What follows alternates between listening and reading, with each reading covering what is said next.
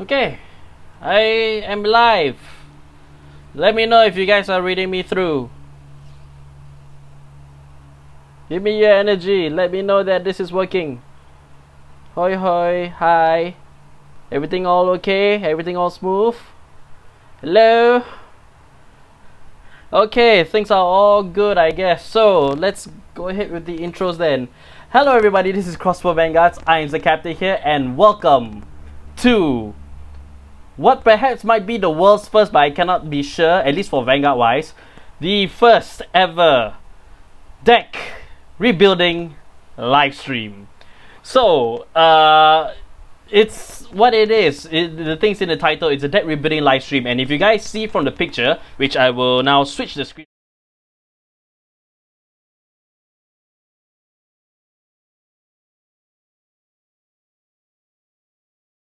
Oops, I think I forgot to add my audio to that because it's tied to the camera. But if you guys saw the picture over there, the picture is essentially all of the decks that I have in my possession.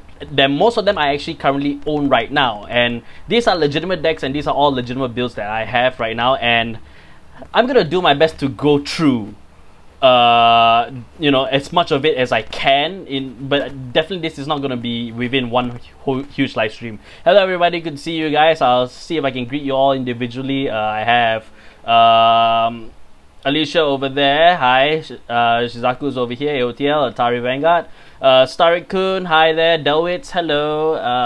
Nazmi, hello. Should we start with Ultimal? Actually, there is a format that I have, at least for this first introduction for this one, because I've categorized this this live stream as a how-to and style. So you can kind of get an idea of what my thought process will be whenever I build a deck or mod a deck from there. So hello Solike right there, and if you just give me just a moment, let me just grab a few things over here. I'm still on mic, but I only wish I had a camera that I can bring around to show you guys. But essentially, this is just a handful of those decks that you saw. So over there. Now I'm just gonna put this down first, and I'm gonna actually describe to you the process of how I go about build my decks. And the clan that I'm gonna go through doing that is actually with Kagero. So I spent almost my entire week preparing for this. AOTS says don't forget to drink water, you guys. Yes, so make sure you have good water. We're gonna be here for as long as possible. So love, you can't stop the cheating. I'll be sure to let Dempster know. Thank you very much for that, the jazz. Alright. Insert high-pitched drilling sound. Is there a high-pitched drilling sound? Because I don't know about that. So yeah, I'll explain to you my process of how it goes about. So when I build a deck, or whenever I come up with an idea for the deck, it always starts with that very word that I just said, idea. There's always a central idea to every single of the decks. I should get centered in my camera. I'm a bit conscious when it comes to that. You know, whenever I start with a deck, right, I build a deck, I start with the idea, whether it be the Ace Vanguard or a certain playstyle. And with that, if you can see, this is actually on my second screen right now. You guys can see on my mouse, and yep, I love Vanguard, if you guys don't know what that is. So it's a very old anime. I don't know if any of you know of it. But let's kick things off. Now, when I say things start with an idea, that's how I build the deck around that idea. And one of the decks that I have in my possession, Solike asks, will you be putting up a video? Yes, this should be put up on video, so you guys can see it after the stream. So if you guys can catch up, don't worry, the video will be available for playback after the stream is over. But back to what I was saying, one of the decks that didn't follow that was basically a deck that I actually quote-unquote inherited / got over from Leon, which is Steel Dragons. And this is the deck that started it all, because if you guys don't know, haven't seen it yet, there's actually a comment that actually I kind of took to heart a little bit back when I piloted this Steel Dragon deck. This Steel Dragon deck, right, was actually what's that?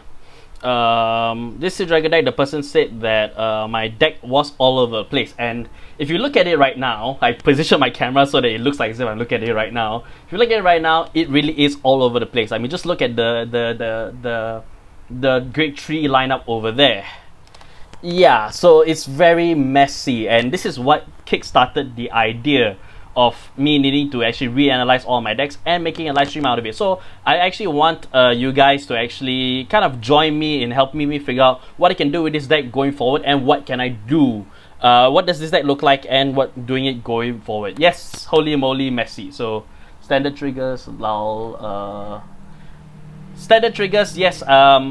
I always play standard triggers actually, so it's my go-to whenever somebody asks me what triggers should I play for said deck or said deck, and I tell them always go with a balanced build first, because then you actually have something comparative to compare back to when you change up the trigger lineup. So if you go in more crits, more stands, more draws, you have something to compare back to.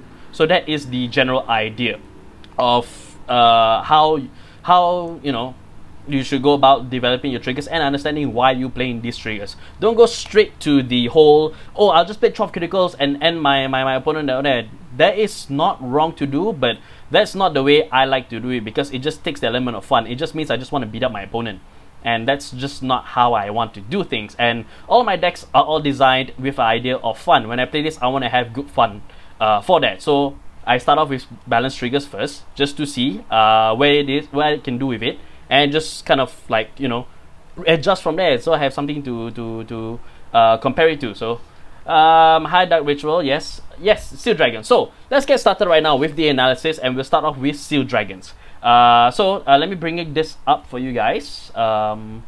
This is the deck list, so you guys can kind of see, adjust this as much as I can, so that you guys can see the names and stuff. So yes, this is the Great Tree. This is the deck list right there right now. So the teacher guy says, could you play Gatling Claw Dragon? I could, but then I do not have a lot of opportunities to make use of it, because not only is it counterblast 1, but you know, I can only target Great Zeros from there. So yeah, you said it's not story time with Papa Cap. It's kind of story time, because it's also kind of a you know, me and you guys just interacting together, and us kind of like, I want your guys' help to help me look at this deck and see what's going on with this. So one idea that I have thrown out is that I could replace Seal Dragon Dobby, my stand trigger, for what's that called, Inspire Yell Dragon. Now the thing about Seal Dragons, as according to Leon, as what he says, is that Seal Dragons are way too specific to themselves. The minute they have something that's not Seal Dragon, the deck goes out of whack very quickly. It's already well, not say bad enough from here lah. I mean, I managed to get everything all Seal Dragons, but I think I can afford playing you know, Inspire Yell, so I can send back to the deck and such. So Atari says, from my personal experience fighting them, is that Conroe tends to work with fetching stuff pretty well. Yes, because I hardly ever use Terry Cloth's ability actually. So and so yeah, maybe I don't need to play Terry Cloth. I can just afford to play Conroe and actually throw my opponent off for a loop.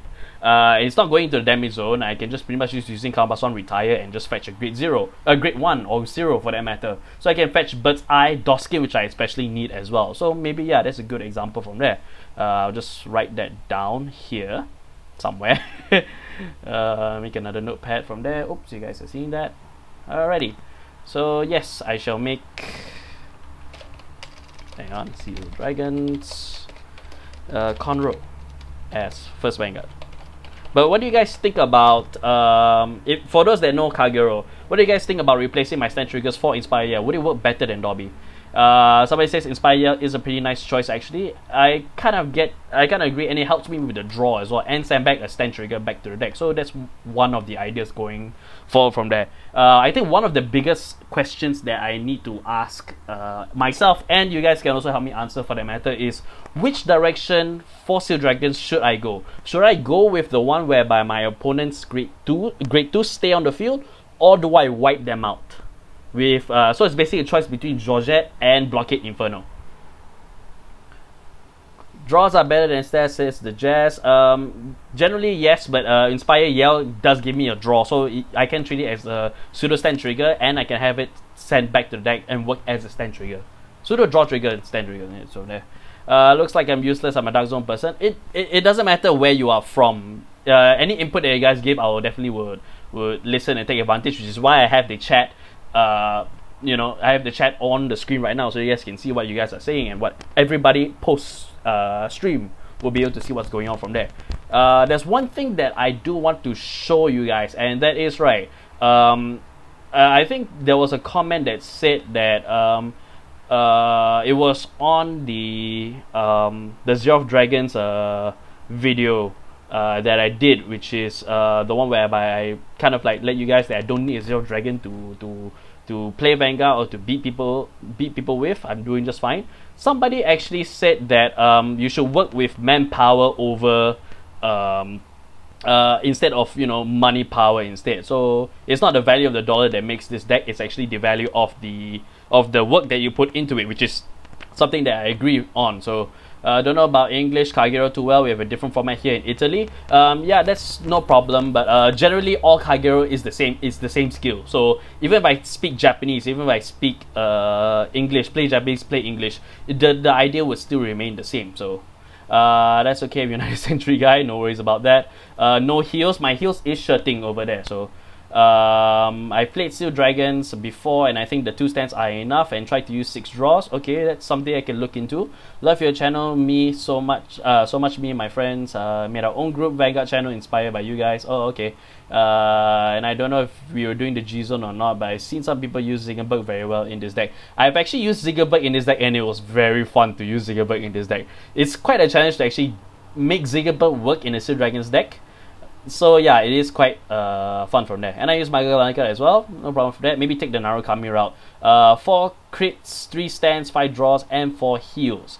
Okay, so everybody's saying play more draws with a Steel Dragon deck, which is something I can look into. But say I run 5 stands and 7 crits. I run Inspire Yell at 4 and they work amazingly. Okay, so it's good to know that my idea for Inspire actually goes well. Zingerberg works pretty well actually. Now, speaking of Zingerberg, let me just showcase to you this one glorious screen of mine, which is every single stride that I owned.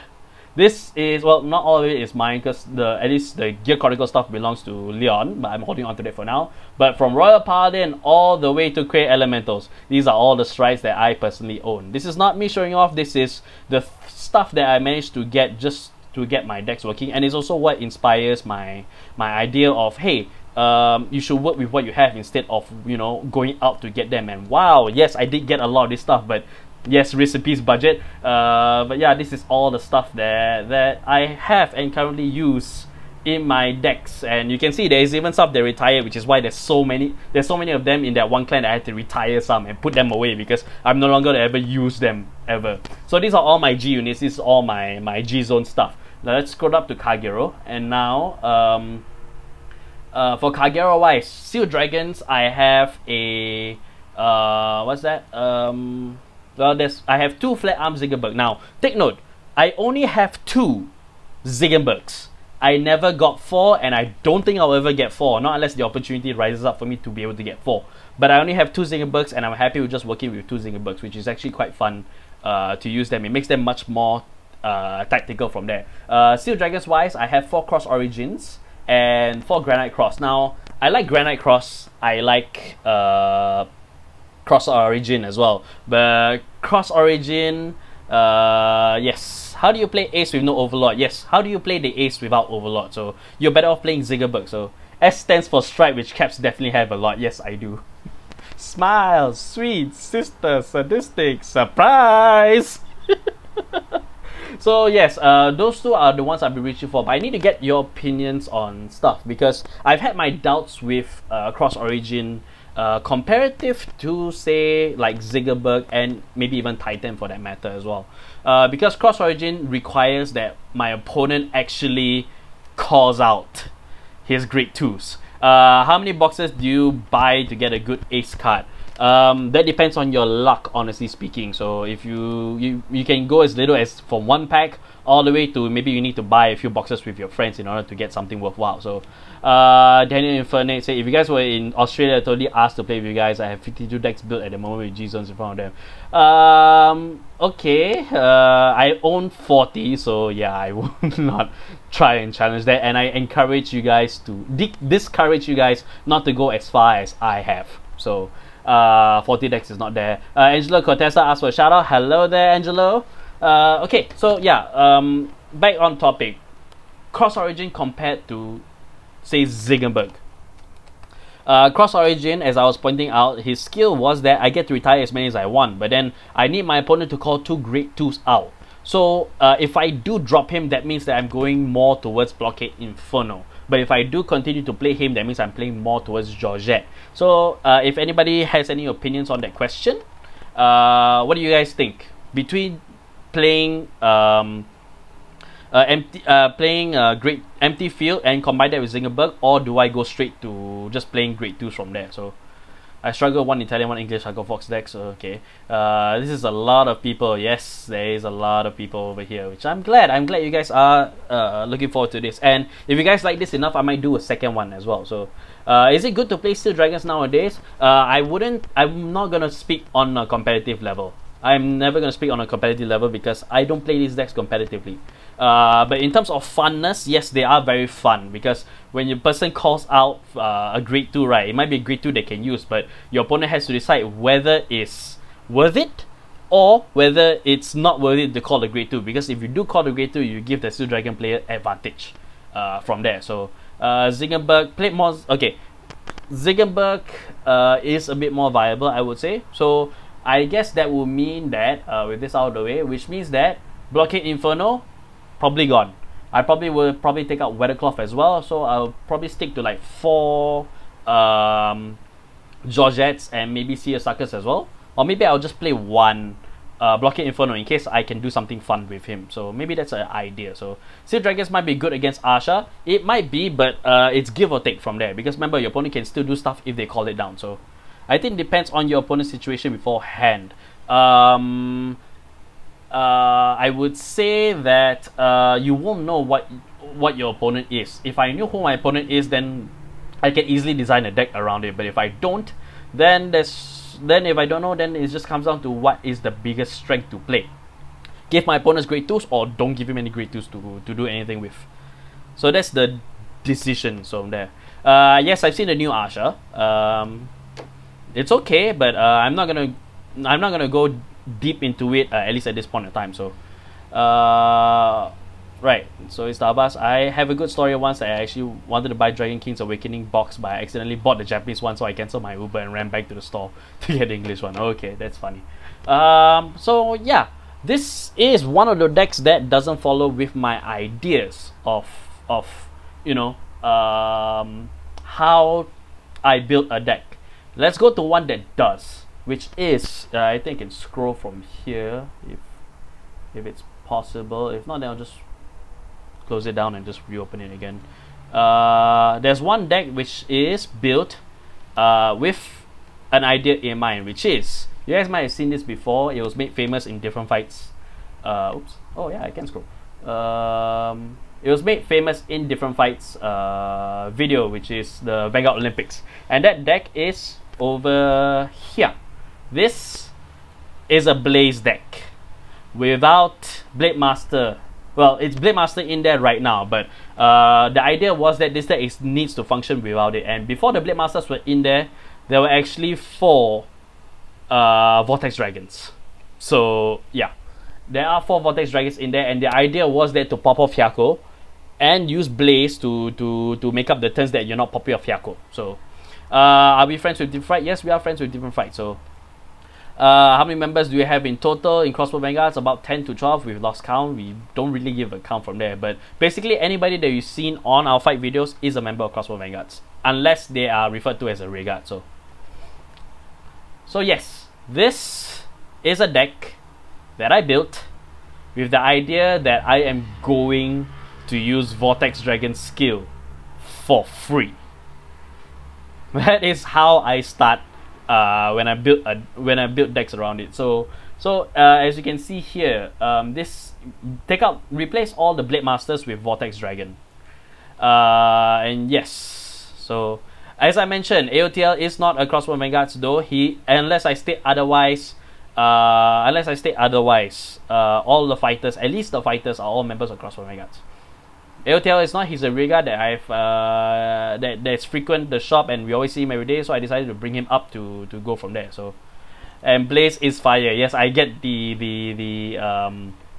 confirm over there. Here's an idea. Try Athonic. Okay, so with this, let me just take this out of the way. So, and why is this too low? It's too low. There we go. All right, there you can see.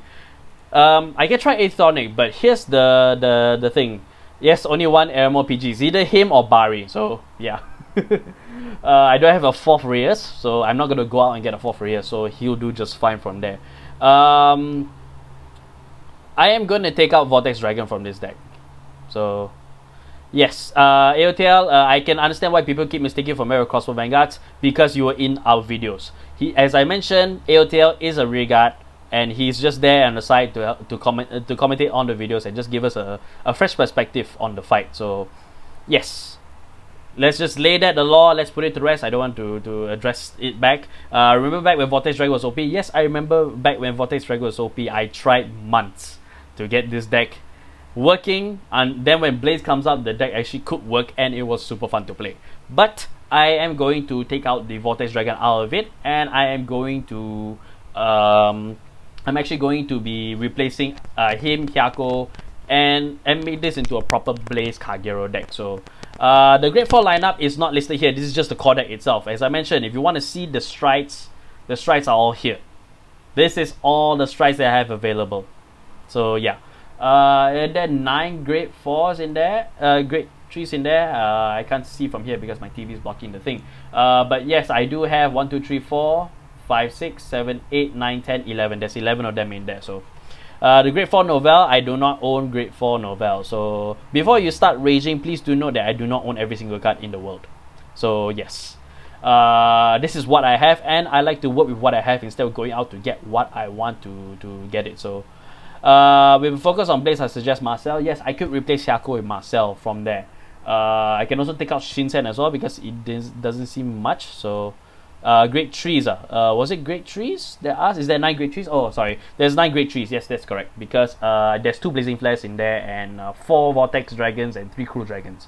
The idea of Cruel Dragon was that if I get any destruction off, which from the looks of it, I definitely will not be able to get, not unless I play Guiding Claw, I'll be able to Superior Ride with Cruel Dragon. But I can't fix that or take him out entirely. So that is the idea from it. So which novel are you talking about? The old one or Strike? I think they're talking about the Strike from there. So Move D, I need to check Move D because I'm not sure if I can play Move D in this deck, because again, if there's only one card that I'm going to keep within this whole set, it's definitely Kohen, and I'm only going to play one Kohen because that's what makes this deck fun. It's a Blaze deck that can function without Blade Master, but I'll still have Blade Master in there anyway just to have fun with it, because you know, why not, right? And this is recurring for 2 more decks that you will see. Maybe we'll get to them later on. So there is no argument over Conroe and Dida. They both do just as well. The reason why I chose Conroe here is because I can fetch Hyako. But if that's not going to be the case, I can easily switch to Dida depending on my needs. So yeah. Other than that, yeah, so can we have an Overlord Blaze? Overlord Blaze is more of Leon's forte. Leon is the Kagero guy, and I will leave most of the Kagero stuff to him. I only maintaining these 3 just to have an idea of what I want to do with it. So are you just building a fun deck instead of competitive deck? I'm always going to be building fun decks. Whether they work competitively or not, that's none of my concern. But I do want to make sure that this deck is fun to play. That is the first for more from there. To make up for only one Kohen, I could, but you know, I do not know what I'm going to do going forward from there. But one thing's for sure. I am going to be only playing a 1 Kohen, and this is going to be a Blaze deck without Blade Masters other than that 1 Kohen. So the deck has to function. That is the idea. that is the idea, and that's how I start building a deck, built around that idea. So yes. Let's look at this right now. So Blaze deck without Blade Master at the helm. I think the one question that I have to ask, I was gonna ask about Damjit until I remember. You can call him the Kagero leader. I just call him the main Kagero guy. So he's a guy that started with Kagero and stayed with Kagero from when Vanguard started all the way until now. So Light Elemental Holly can stop Arca in gear, mostly multi-attack decks, something there. Kagero can pretty much add any grade 1 that you want. That is the reason why I put him to fetch Hyako when I need him to. So Shinsen there for the counter charge, because Dragon Knight Nadel has counter charge and stays on the field. Nadel, the thing about Nadel is that Nadel only works with Blade Master, and the deck only has one Blade Master. So I'm not gonna put Nadel in there just for that one hope. Instead I played Nadim. Nadim gives me the threat of counter charge, which is when he attacks, it's 11k, so he can attack on his own, and if the attack goes through, counter charge 1. So that is the better choice from there. In terms of Overlord, the new Overlord, the Purge, the Destiny, left up to Leon. I don't have them. Although I do have an Overlord deck, but I will discuss that later on. So let's go through with what we have going on right now, which is the what's that black thing over there? Oh no, that's just my background. Yeah, so I need to ask you guys, outside of Cruel Dragon, outside any Blade Masters that's out there, what else should I run as companion grade 3s? Let's not put in Overlord, let's not count in Overlords, let's not count in the Blade Masters, and let's not count in whatever in here. What else can I put in for grade 3s? Any suggestions?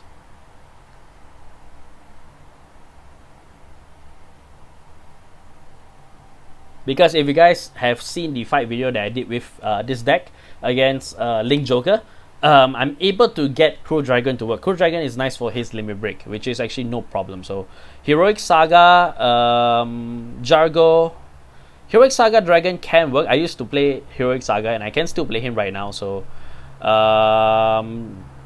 Jargo, yes, I could. A lot of people are suggesting Saga, so yeah. Blaze support grade 3, Dauntless Break Right, high power. I don't have Dauntless. I wish I could play Dauntless, but Dauntless is with Leon and he's the only one that's playing it. He even has a Dauntless Drive Blaze deck. Fun fact, that actually works. That deck actually works. Dauntless Drive, Dauntless Dominate with Blaze, and it works. I guarantee you it works. Vortex Dragnewt Legion, I do not have Vortex Dragon Dragnewt. I can understand why, but the thing about Vortex Dragnewt is that it's quite, isn't it very what's that? Isn't it very tied to Perdition Dragons? Like most of the stuff that you requires Perdition Dragons. And if you're gonna play Dragnewt, then why not just play Overlord? So Overlord Break Ride, I'll get to Overlord Break Ride in a second. So as well as Rebirth also, because those are probably going to the Overlord deck. So but yes, a lot of people suggest Heroic Saga, so I might go with playing Heroic Saga as well, so I can just pretty much replace all the Vortex Dragons and the 2 Blade Masters for Heroic Saga and just rebalance the whole thing from there. Now that is for the Blaze deck, and yes, it starts off with an idea. So let's go straight into what is supposed to go from there, what everybody's kind of excited talking about, because when you talk about Kagero, there's only one deck that goes from there, which is where is it? Right there. This. Oh, too small. Can you guys see at this one? You know. If you can see it, there's no problem. If you need, then I'll leave it there. If not, then I'll just zoom in. So this is my Overlord deck, which is mostly unmodded. Now remember when I said that I start off with an idea? Whenever I say I start off with an idea, this is so-called the base. Now the idea is that for this deck now, going forward, is that I'm going to maintain having the Legend. I do not have the Purge. I'm not going to play the Purge. Or the Destiny for that matter. I'm not going to play either of those things. I'll leave it up to Leon. Oh, enlarge it a little bit? Okay. Thank you very much. I need to know whether this is okay or not okay. So you guys have to let me know whether it's not okay. So this is my Overlord deck. It's mostly the Legend deck. It hasn't been modded yet. But the idea they're going to have this going forward is that this is going to be converted into a Legend original Draconic Overlord deck. So it's going to be for the Legends as the Ace Vanguard. And then I'm going to have probably two OG Draconic Overlords. The Overlord Break Ride and maybe Rebirth is still going in here. So yeah, if you're focusing on Legend, try to run as many Flame Dragons as possible as you can. Yeah, that might help with searching out for a Flame Dragon. So I might just switch some of the triggers around between decks and decks and decks. So change whole grade 3 please, for God's sakes. Do note that I intend to if you have been listening. So why not play Sutherland? Sutherland wasn't all that strong if I remember correctly. For grade 3 it wasn't all that strong. So replace it with Flame Dragon. Yes, remove bar. Again, as I've mentioned, this is a pure Legend deck. It hasn't been modded that much.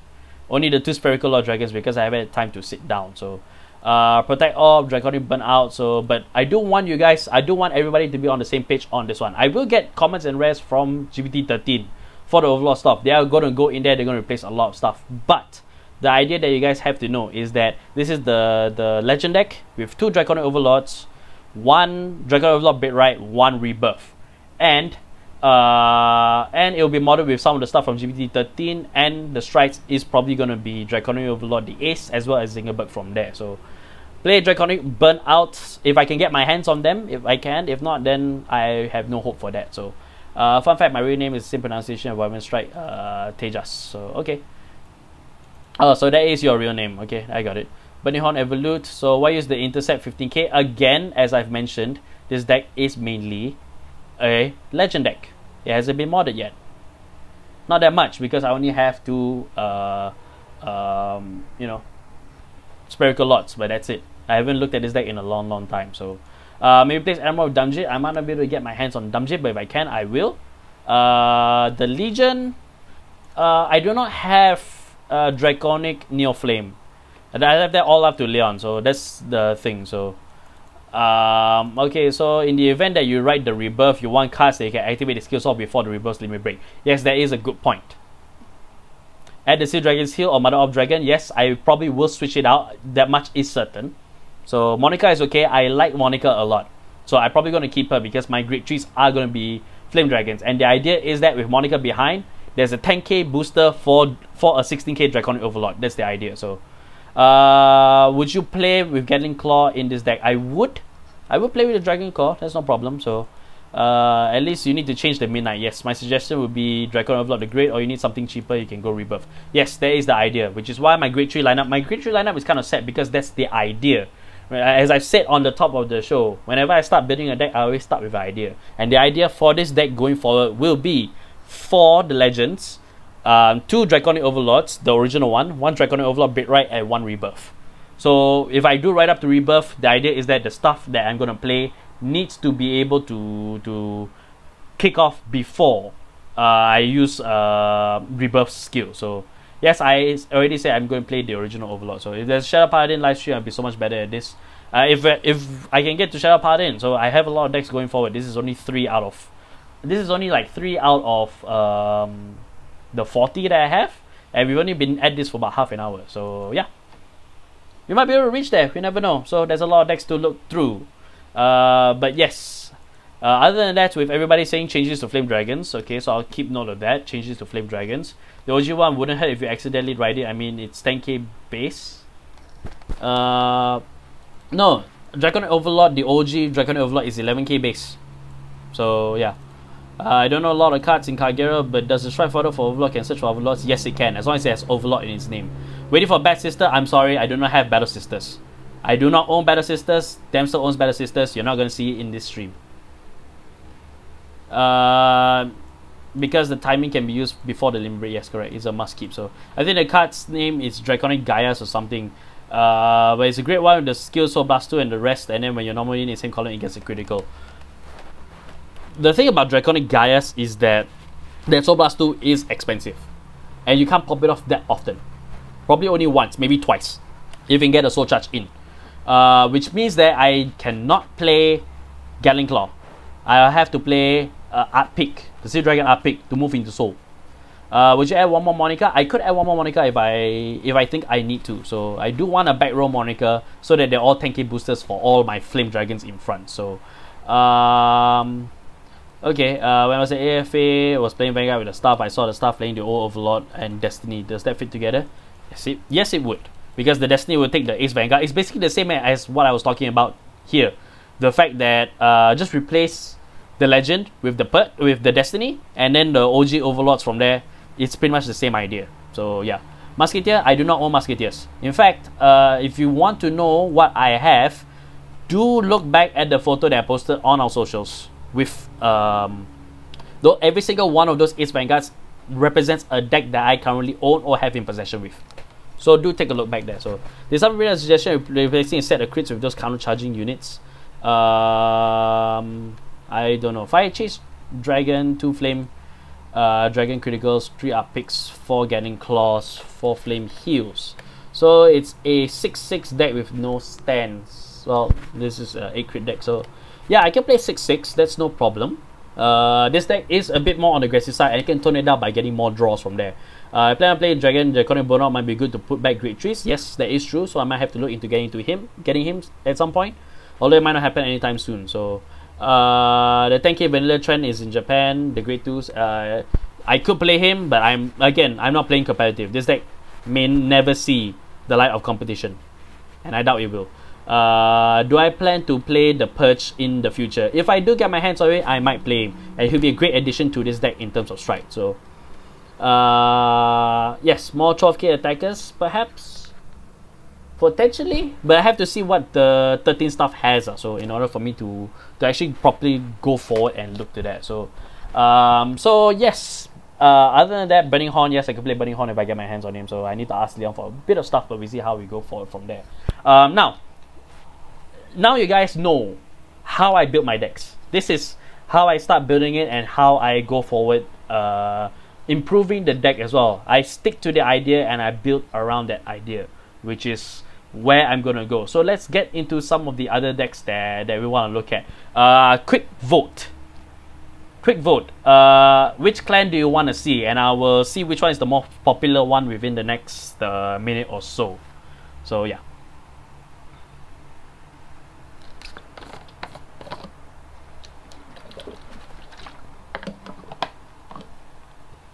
Let me know what clan you want to see.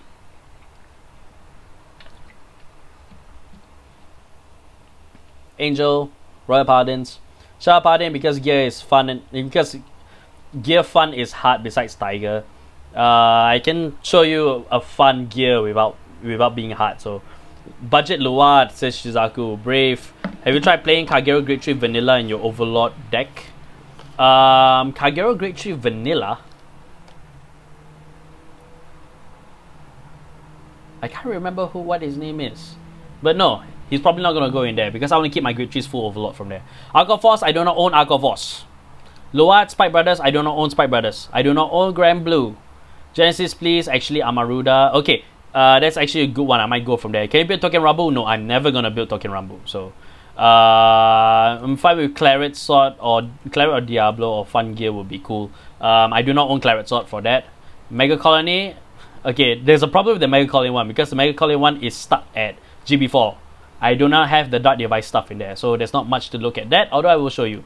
Crest Dragon, that's his name. No, I'm not going to play Crest Dragon because he's not Overlord. So Dark Irregulars, I do not play Dark Irregulars. Overlord from there. Okay, thank you guys for all of your suggestions so far, but the one that I particularly like is Genesis Amaruda, because if you guys remember what I said about what's that? What I said about the Flame Dragon deck, no, the Blaze deck with only one Cohen in there. My Revelation deck is the same from there. So let me just bring up the stuff here. So I'll just close all that off and bring it up. So this is pull up the photo first. So where are you at? There you are. This Let me just zoom in so it's easier for you guys to see. I don't want best fit. This is my Revelation deck with only one Amaruda. Which is actually not that bad actually, because this deck actually is quite fun. The Ace Vanguard is supposed to be Justitia. So, yeah. And let me just bring up the deck list for that as well. So, I need to keep that up. Oh, I have 2 folders for that. Never mind. Let me just bring this up so that you guys can see the deck lists in wording. So, yes. What about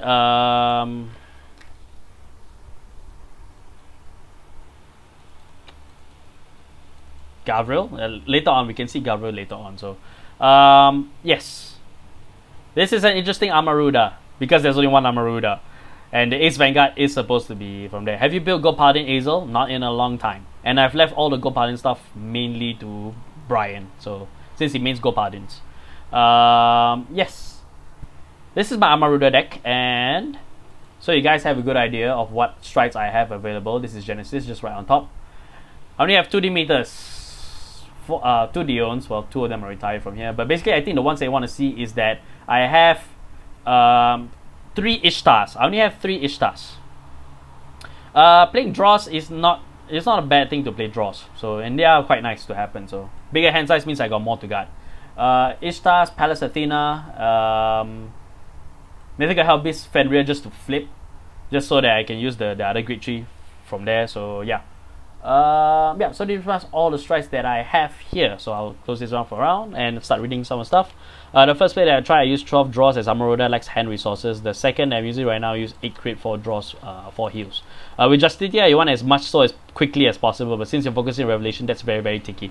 To be actually, with Revelation, right, it actually is quite fast to actually build up my soul. I actually do have plenty of soul that I need to build up, not just for Justitia, but also for Pallas Athena as well. I actually build up quite a bit of soul.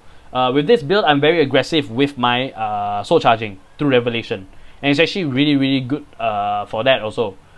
Because if I manage to write to Ninil, that's 1 Revelation I can just put straight into the soul, so that's no problem. So if not playing client cards only, then it's just some OTT. I don't know what that means. So Believe in Rainbow, maybe a playset of Baba instead of having that 1 Fenrir. Yeah, I might want to take out that 1 Fenrir because he might just be weird. So why not use the great one, Galga, I believe. Yes, there is something that I want to put in there which I forgot to put in there, which is Galga. I forgot that his skill, not all of his skill is actually tied to Fenrir. So I actually do have 4 Galgas I'm actually going to be replacing in. But here's the $1 million question. Replace what? I can easily see the 2 Hatis going out. That's no problem. But between Ananami and Detect Angel, do I take out 1 or 2? And what goes in and out? That's the huge question. Because if you ask me, I would play the 2. I would take out the 2 Hatis and maybe down 1 Detect Angel and play 3-3-3. So yeah.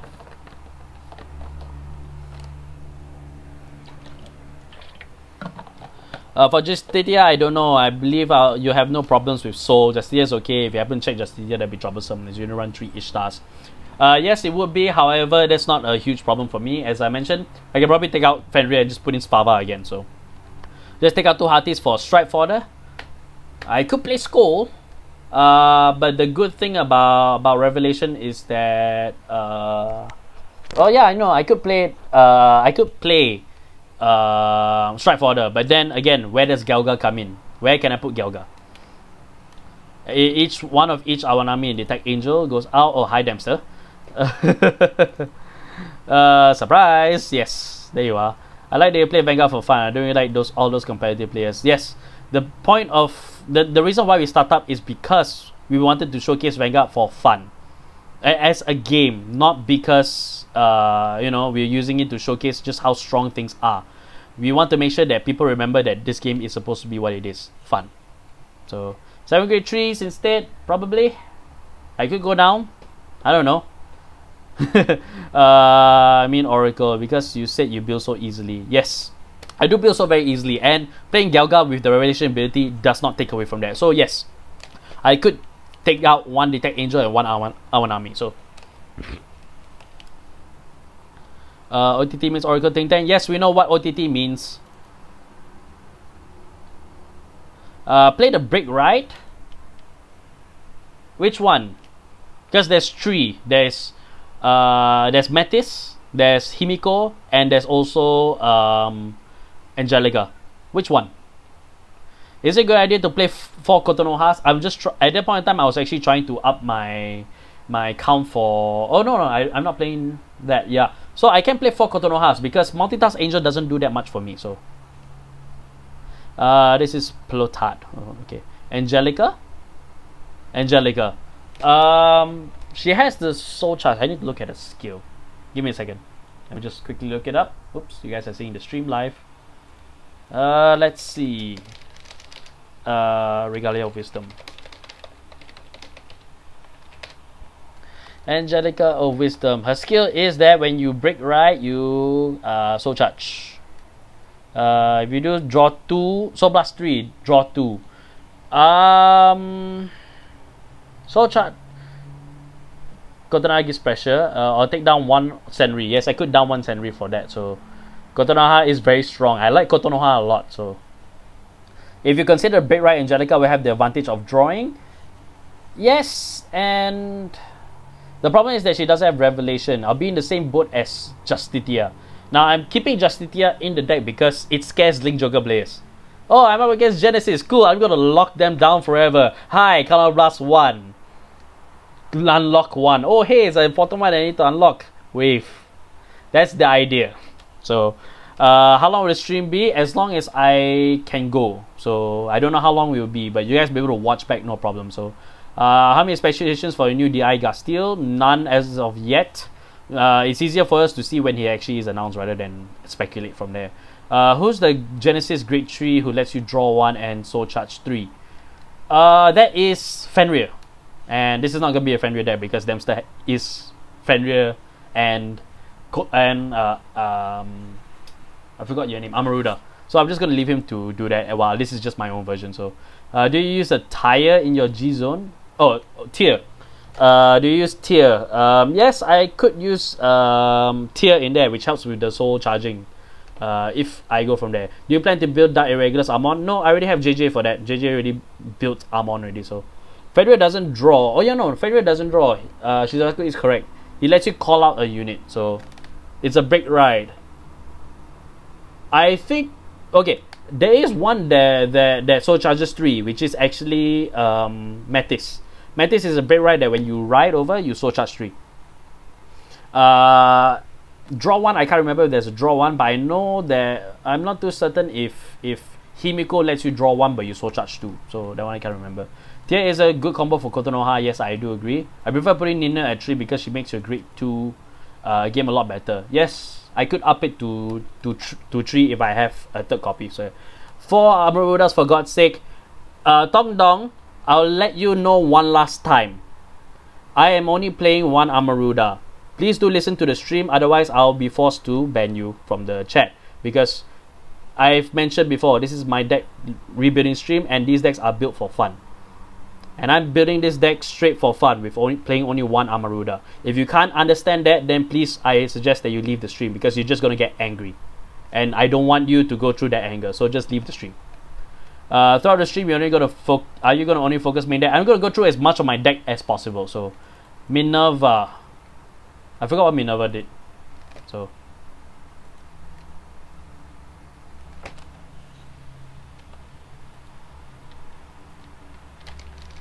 okay, let me just check Minerva.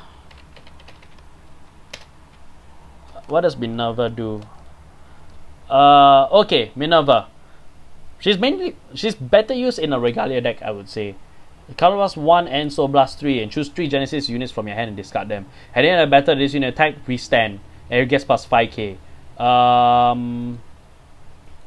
Hi Sean. Minerva restands. Yeah, so no point from there because I might as well just stride. I might just go straight for the stride rather than for the restand. So, and I drop 3, which means I only get 1 card back. So, considering a Thabas video soon, never know. Thabas is out. He's got a new boost, and we do have to showcase it someday.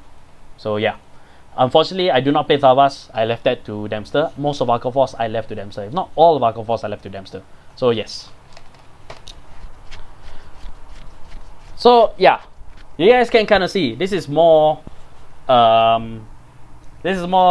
showcasing the idea. I start with an idea and I build around it. I build around the idea that I have Justitia for the unlock, and then after that everything else is just revelation building up for the soul. Okay, people are asking for Load. Let's jump straight to Load then. So this is getting a little bit. Let's see if I can remember what that we're going through. So what the profile is going to build, as I mentioned, as many as I can. Yes, it is quite tiring for me, but I hope I'm doing well as a host. Effect heals maybe. You mean using Witch of Big Pots? Not Big Pots. What's the other one? Witch of Great Talent. That one is left in a. That one's actually left for my witch deck because she has witch in the name. So I'm not gonna repeat my heals, even though the skill might be good, and I don't think I'll be using the skill as much anyway. So if I do have many at that point in time. So alright, let's move on to Luad. You guys want to see my budget Luad deck? Because it's never been featured on the show ever. So yeah, this is gonna be fun because I love this deck very much. This is one of my most favorite fun decks that I've ever built. So this is my Luad deck. Let me just increase the size. Down to come on, work with me. There we go. This is my Luad deck, and let me just pull up the deck list so you guys can see. This is the deck list on the side. Yes, big spoon or big pots actually for Laurier. So this is my budget Luad deck, and this is a deck that is based on power. Everything about this deck is for power. And yeah, because with this deck, and here's the surprising thing, my Ace Vanguard, my Ace Strike for this deck is not Dragstrider Luad, it's not even Distressed Dragon for that matter. It's actually Animus Pile Dragon. Why that Gigantic Shunter? That's why this stream exists, is to look at it and see why Gigantic Shunter is in there, or any for that matter. So the biggest, let me just pull up my strides for Shadow Paladin over here. I don't have a lot for Shadow Paladin on here, but as I mentioned, with my Luad deck, the Ace Stride is actually not Phantom Blaster Diablo or Aura Geyser Dragon or Distress Dragon or even a Game Vert. It's actually this guy, Animus Pile Dragon. His skill is that on Ritual 3, you get, this unit gets plus 5k for every grade 1 on the field. Not on the field, every grade 1 that's in the drop zone. So the idea is to finish it off. I've hit people with 81, 86 for that matter. So I should change Gigantic Shutter for Diamond. I could, but if I remember correctly, I think Gigantic Shutter's skill was there. Hang on, let me check.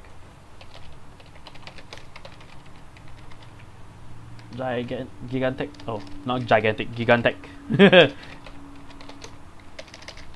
Gigantic Shutter. Let me just read out his skill for you guys. UTTR. Okay.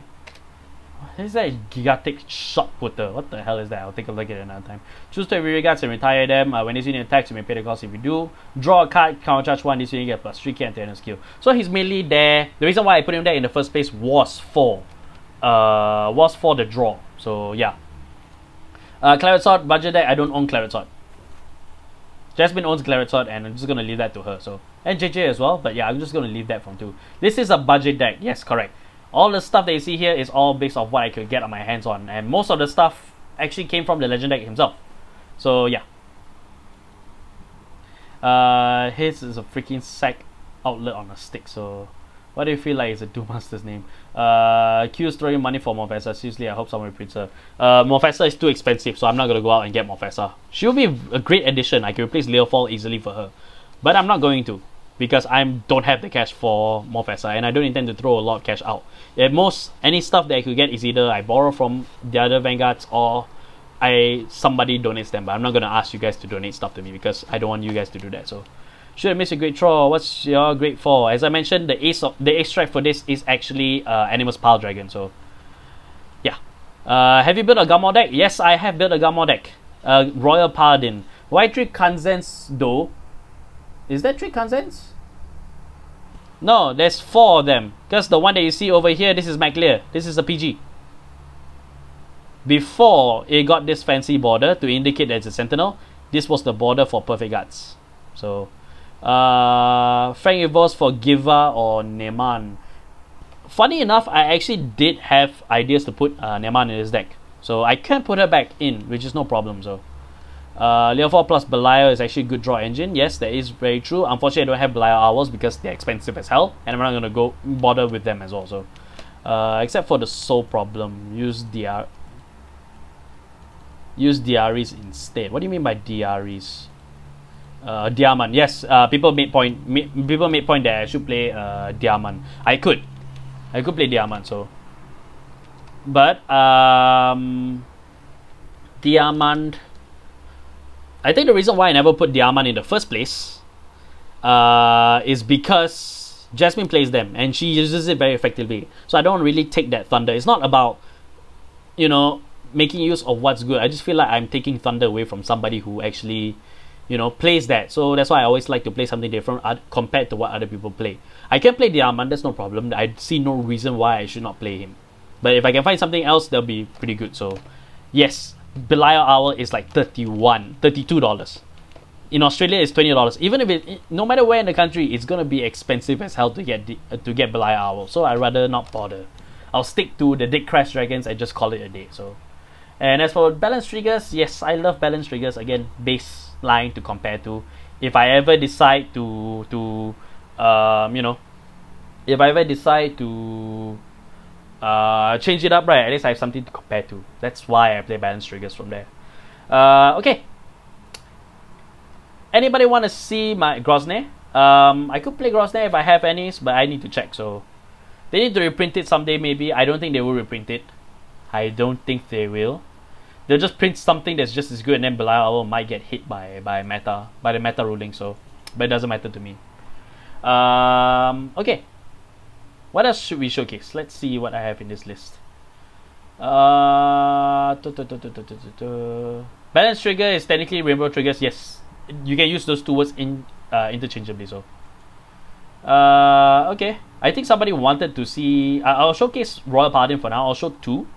One would be Alfred, and the other would be Garmor, because I think people want to see both of them. So one who deciphers the books would be good. Actually, if you're going to tank, use her plus also a Cursed Eye Raven. So Sacred Believer, I was more okay. I'll look into one who deciphers the books, so that would be a different one.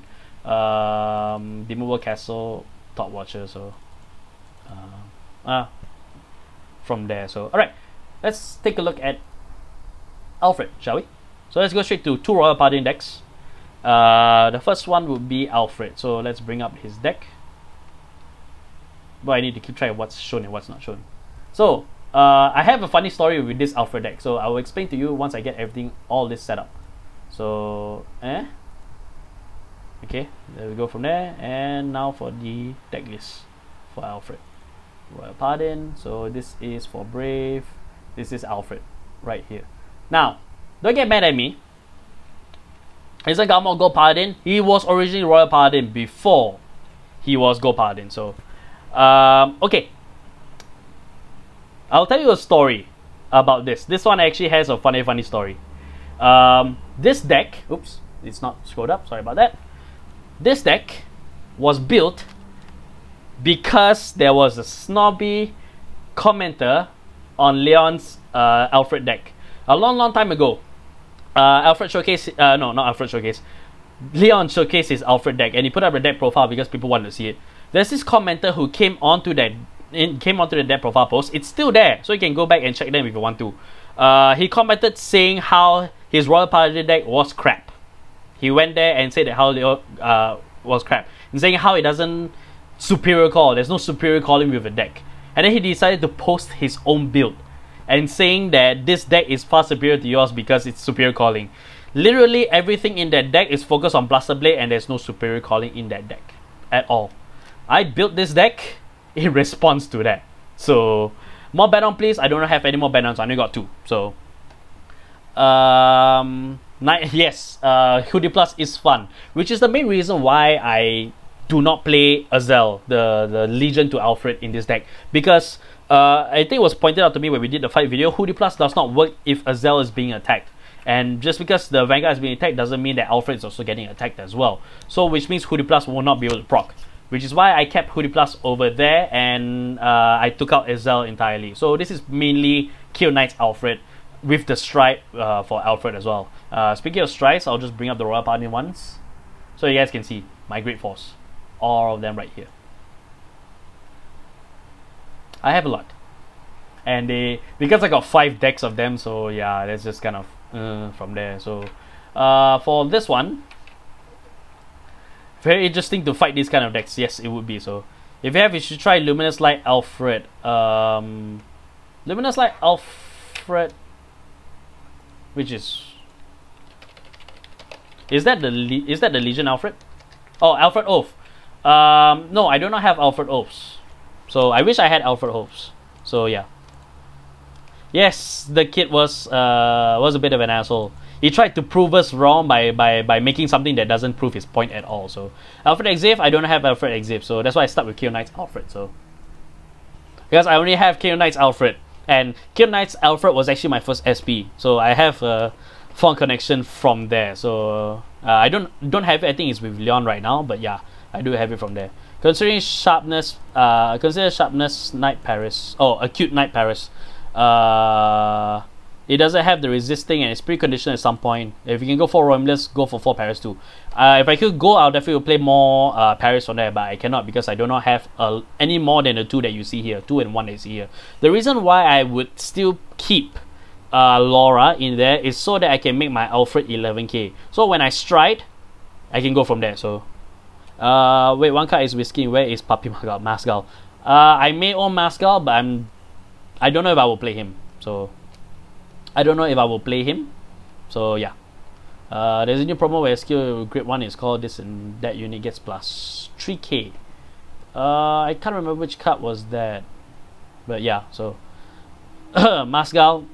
I have Masgal, but I don't think I'll play him in this deck. I think I'll save him for another deck. I can switch it, no problem, but I think Masgal might work better in a Galmor deck. So because it's a high beast, I'm not wrong. From there, so hi there. Welcome to the stream. I used to have a build similar to this, so yeah. If there's one thing that when I look at this, right, if there's one thing that I want to question is why did I put Emit Hammer Dragon in there? This one over here. Because it doesn't really add much. So what about Hoodie Brass? I find it was tricky to be used. Hoodie Plus is over here. 3 of them right in there. So it was just cards from Mega and Deleters only. For that also. Are you planning to add Blaster Blade Exceed? No, because Blaster Blade Exceed is in a Blaster deck. And you've seen upgraded iteration, a proper iteration of that. So do I have Link Joker? Yes, I have 1 Link Joker to my name. So a 4th copy of Alfred maybe? Yes, I could add the 4th Alfred in there. So Alfred Legion, I don't have the Alfred Legion. So I saw Mathia in the thumbnail. I'm the only one. I don't think it's a budget. Yes, in the thumbnail you can see Messiah is there. I do own the Messiah deck, and you've seen the deck in action. So yeah, it won't work for Hoodie Plus. Yes, that is correct. Unless it's Alfred Exif. But if it's not, then Hoodie Plus will not work. So will you do a Link Joker deck profile? You've seen my deck profile for Link Joker already, and there's not much that I want to do going forward with that. We can take a quick look, then I'll explain to you what I'm going to do going forward. But let's get to another deck for that matter, which is Galmor. So let me just bring up the thing so you guys can see the deck profile. There we are, Galmor. And I'll just bring up the deck profile from here. So close you and find Galmor. Where are you at? I suppose I could scroll and just keep the size, but I'm lazy. This is my Galmor deck. This deck was last seen fighting against the other Galmor. Where is the OG Flogal? OG Flogal is in the Blaster deck because that is the Curse of Flogal deck. So yeah, the grade 3 from Try 3 Alfred. I do not have Alfred Oath. I'm sticking with the original. Alfred because I'll explain to you because you just joined in. At the top of the show, I mentioned when I build a deck, right, I always build a deck with an idea in mind. I play with a style and build with a style that's manpower instead of cash power. So I am building everything off with what I have and leaving the proper builds to my other teammates that actually play more for that. So I just wanted to know if you added Planetary Corpse King brand to your Link Joker deck. Planet Corpse King. No, I don't play deleters. I left that to JJ. JJ is more of a deleter than I'll ever be, so I don't seek to delete Vanguard. I seek to save it, which is why I play Messiah. So Alfred Oath is Century of Light card. No, he's not. Oh, Swordsman of Light, you mean? No, he's not actually a Swordsman of Light, but he does help with Swordsman of Light from there. So watch it with the caps, please. Yes, please do watch it with the caps.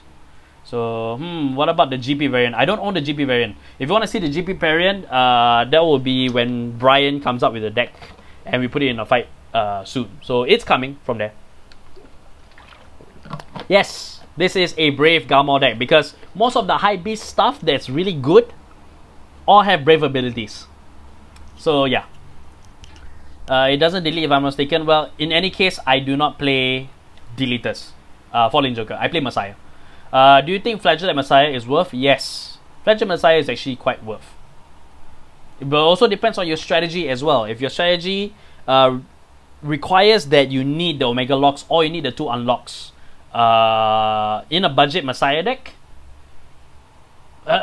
Flagellate Messiah is cheap enough as it is. So yeah, you can probably just get him and still be within budget. So why not take out a draw triggers for stand instead or crits? I could. I use caps to make it more bold and visible. Thank you, but don't worry, I'll be reading everybody's comments from there, so you don't have to use caps lock. So do not worry. Just don't use the caps lock because you might give off the impression that you are raging. So yeah, that's just general internet etiquette. So yeah, actually looks pretty legit. Thank you for the comment saying that it looks actually pretty legit. I'm glad that I am functioning properly. So put Scouting Owl instead of Unicorn maybe. Okay. The reason why I put the Milky Way Unicorn is that it's a 10k booster behind your Vanguard. How magical is that? It's a 10k booster. Suddenly your opponent needs another 5 more k just to get through. So yeah. Is it weird that I think Chaos Breaker Dragon is better than Chaos Breaker Crisis? It's cup tea. So in Singapore, Flagellate is 25. I don't buy that. Flagellate, I don't think it's $25. I think you can get it cheaper if you buy overseas, if you import it overseas, even with the shipping costs. So yeah, good thing I play Chaos. Yeah. So this is my Galmor deck. Nothing much left to say, and I don't think there's much that I need to say about it. I'm surprised that none of you actually caught. Yeah, it's about $10. That's a better price range rather than 25 for one of them. So. Escort Eagle, again, a lot of the good high beasts have brave skills, so that's why. I'm surprised that none of you caught over the fact that I play Sentry Guard in this deck. Funny how you guys glossed over that Sentry Guard is in this deck. So boy, I've been holding on deleters for 3 years. Every time Power of Vox has worked. So except Deluge is like 40. Yes, Deluge is 40. I tried Jaga, I find people getting rid of it faster than I will use it. That's the point. That is the point of Jump Cow. Because Jump Cow is so irritating that they will just take it. People will just waste their resources trying to get rid of their one thing. So, oh, nobody cares about Sentry Guard. That's sad. Yeah, good point. I made a good point from there. Flagellate is still pricey though. It's pretty much a staple for Link Joker as Link Joker can use it. Yeah, that's true. Pale Moon Harry. We care about Galmor, so. Okay, Sentry Guard makes sense to the deck, to be honest. Look at how many grade 2s. I had ideas. Does Planetary Corpse King... Oh, okay. Oh, you mean the promo. Same answer. I'm leaving that to JJ, so I'm not going to play that. So, Galmor is the strongest GP. Yes, I've always vouched for Galmor's power ever since it first came out. So, people just dislike Sentry Guard because it became meta. And it beat people up in meta, which is why Sentry Guard Dragon was limited to 1 at the time. So, what do you expect from the future Stargate booster? It's already been revealed what's in there already. No support for Risers. That's my biggest takeaway out of that. There's no support for rises. So yeah, I think we're pretty much done with this. So while we're on Royal Pardon, why don't we just take a quick look at my, you know, my Curse of Logout deck. Just for lols.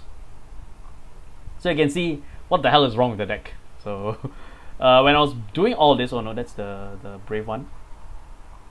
I can get to the Brave one as well, so I'll go straight to the Brave one after this. Where's my Blasters? I think it's in the middle. Yes, there we are. The Blasters. My Curse of Logout deck. Before I passed it to Jiraiya to make it into a proper deck. So where is it? Blasters. This is where my OG Flogals went. This is where all my Flogals went. Into this deck. Drive check Flogal. Yes, there's no rises. No rises that are announced in there. So yes, I totally want to talk about speculation of Stargate boosters. This is the Curse of Logout deck. No rises support. There was a meme that I made. Rest in peace, rises support. They are going to be boosting Victor and Blau in the Stargate booster set.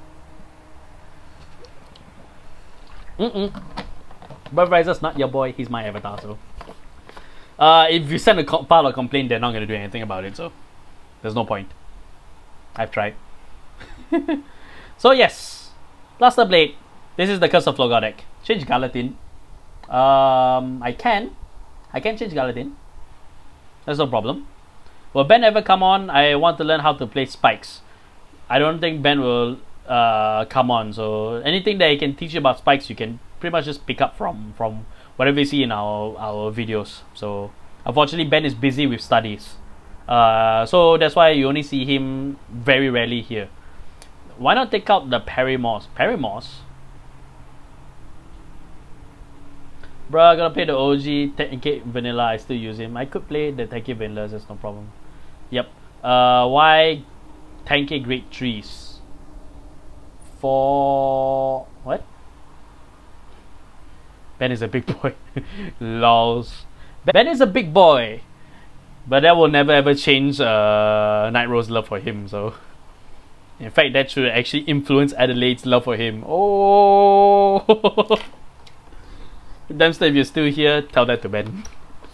Too many great trees, isn't it? Okay. Here's the thing.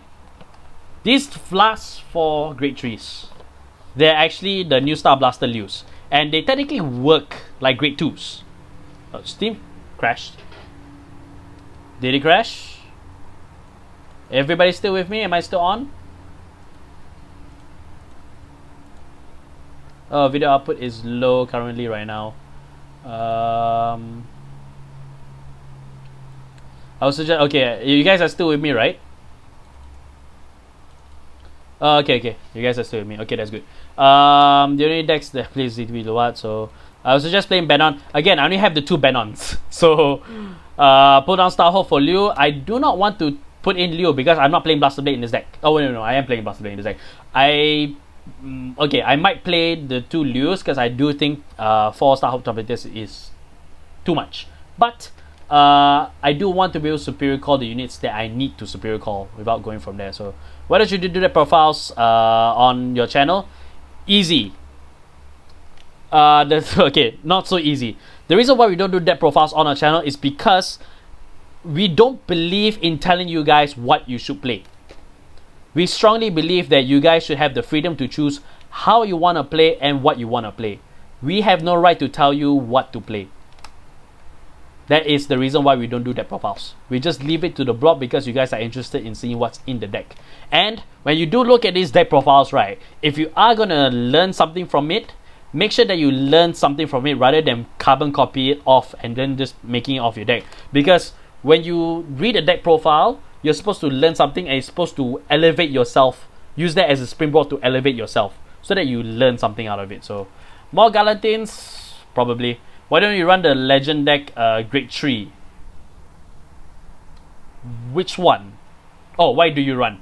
Palamedes? I like Palamedes a lot. So not for his skill, but because of the stories that go behind Palamedes. So I won't explain them right now, but the idea is that this is supposed to be a very aggressive power-based deck. So my rearguard is powerful.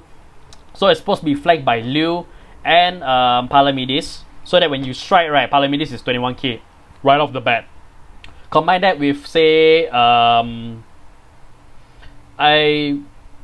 guess I could say can play Miron or Maron, or maybe a superior call unit behind Palamedes. That's 31k straight off from there. So can you do a deleter deck? No, I'm not going to do a deleter deck because I don't own a deleter and I don't plan on building deleters.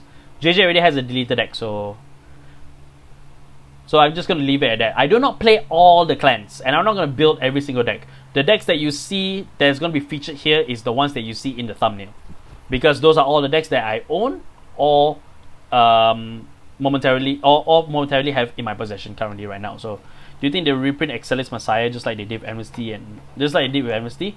No, I don't think they will. I don't think they will reprint Excelis Messiah, because Harmonix Neo Messiah and Basaltis Messiah is really the good stuff that you can get right now that's available for you right now. You can go back and get them, but you won't need them as much. Not compared to Basaltis and what's your name? Harmonix Neo Messiah. So summon Leon and JJ. I wish I could. For a next stream, I wish I could. Both of them are too busy to do it. So Palamedes is Bay. No. I totally agree with that. Palamedes is Bay. This is why he's in this deck. So why not use one Lien? Could save you from a tight spot. You mean the perfect guard Lien? If I have her. If I don't, I've got 4 Eponas for there. That'll be good. So if you were to get different fight, which Vanguard will you be? Perfect Riser. Or Chronofang Tiger. Either one of those two. Gonna run 12 Palamedes. Please don't do that. Say don't kill yourself. That's a bad idea. Alright, so that's it with the Royal Paladins. So oh yeah, no, there's one more deck I need to show you, which is the Brave deck. Because for those of you that just joined us, I will repeat once again and say that how I build my decks is that when I build it with an idea in mind. I always start with an idea in mind. Whether the idea be an Ace Vanguard or whether the idea would be Ace Vanguard or whether it is a how I play. And so the reason for that is the reason why this decks like this exist, which is the Brave deck. You're seeing the deck list right now. Let me just pull up the picture for you guys. The Brave deck. So this Brave deck only plays one Ultima. This is the idea. The idea is that I'm only playing one Ultima, and this deck is a Brave deck that functions without needing Ultima. So that's the idea. So yes, can you do Chaos Breaker Dragon versus Messiah just for the lols? When we do a fight, we do need to make sure that we can make sure that the fight is fun for you guys, and I don't want it to be whitewashed. The problem with Chaos Breaker versus Messiah is that Messiah will just dominate Chaos Breaker. No question about it. Because it has the unlocks, and Chaos Breaker relies on your opponent's rearguards being locked down so that you can attack more and take less. So if you do that fight, it's not going to be a very, very fun fight because it's just going to be one-sided and nothing will be seen. If you want to see that fight, there's definitely a lot of people that done it and you can see just how fast the fight ends. Just like that. Brave without Ultima. Yes. Hi there, Joaquin. Legend. Doggos confuse me, lol. Hey, at least you got Hopekeeper. Yes, I do have Hopekeeper. Wingal, huh? Mirror matches aren't really that fun. So Chaos Breaker is literally the best match for Messiah. Everything Chaos Breaker do is give resources. Yes. As pointed out by you guys. Palamedes versus Liu. I don't think that match will ever happen. If we can get it to happen, we'll try to get it to happen, but I don't think it will happen anytime soon. Because both of them are best rearguards, not the best vanguards, for that matter. And Palamedes might get the edge in that. So do Lua versus Diablo. I know because you only run Animus Pal, you don't even play, hey, it would be a good matchup to spectate. Again, if you do that fight, we gotta make sure that it's something that we can make sure that it evokes fun out of it. So it's gotta be fun, first and foremost. If we enjoy shooting the fight, you guys are gonna enjoy watching it. So that's fun. Ultima as a backup grade 3, which year I'm in right now. again, this is back to the same idea. I start with an idea and I build around that idea. One Ultima on this deck. This Brave deck is supposed to function without needing Ultima for that matter, which is why there's a lot of cards in here that doesn't require that you have Ultima. It's just Brave, plain Brave. And so yeah, you just go from there. And here's the thing. There's one thing that I don't want to change with this deck, which is take these three out. It's Brave for lols.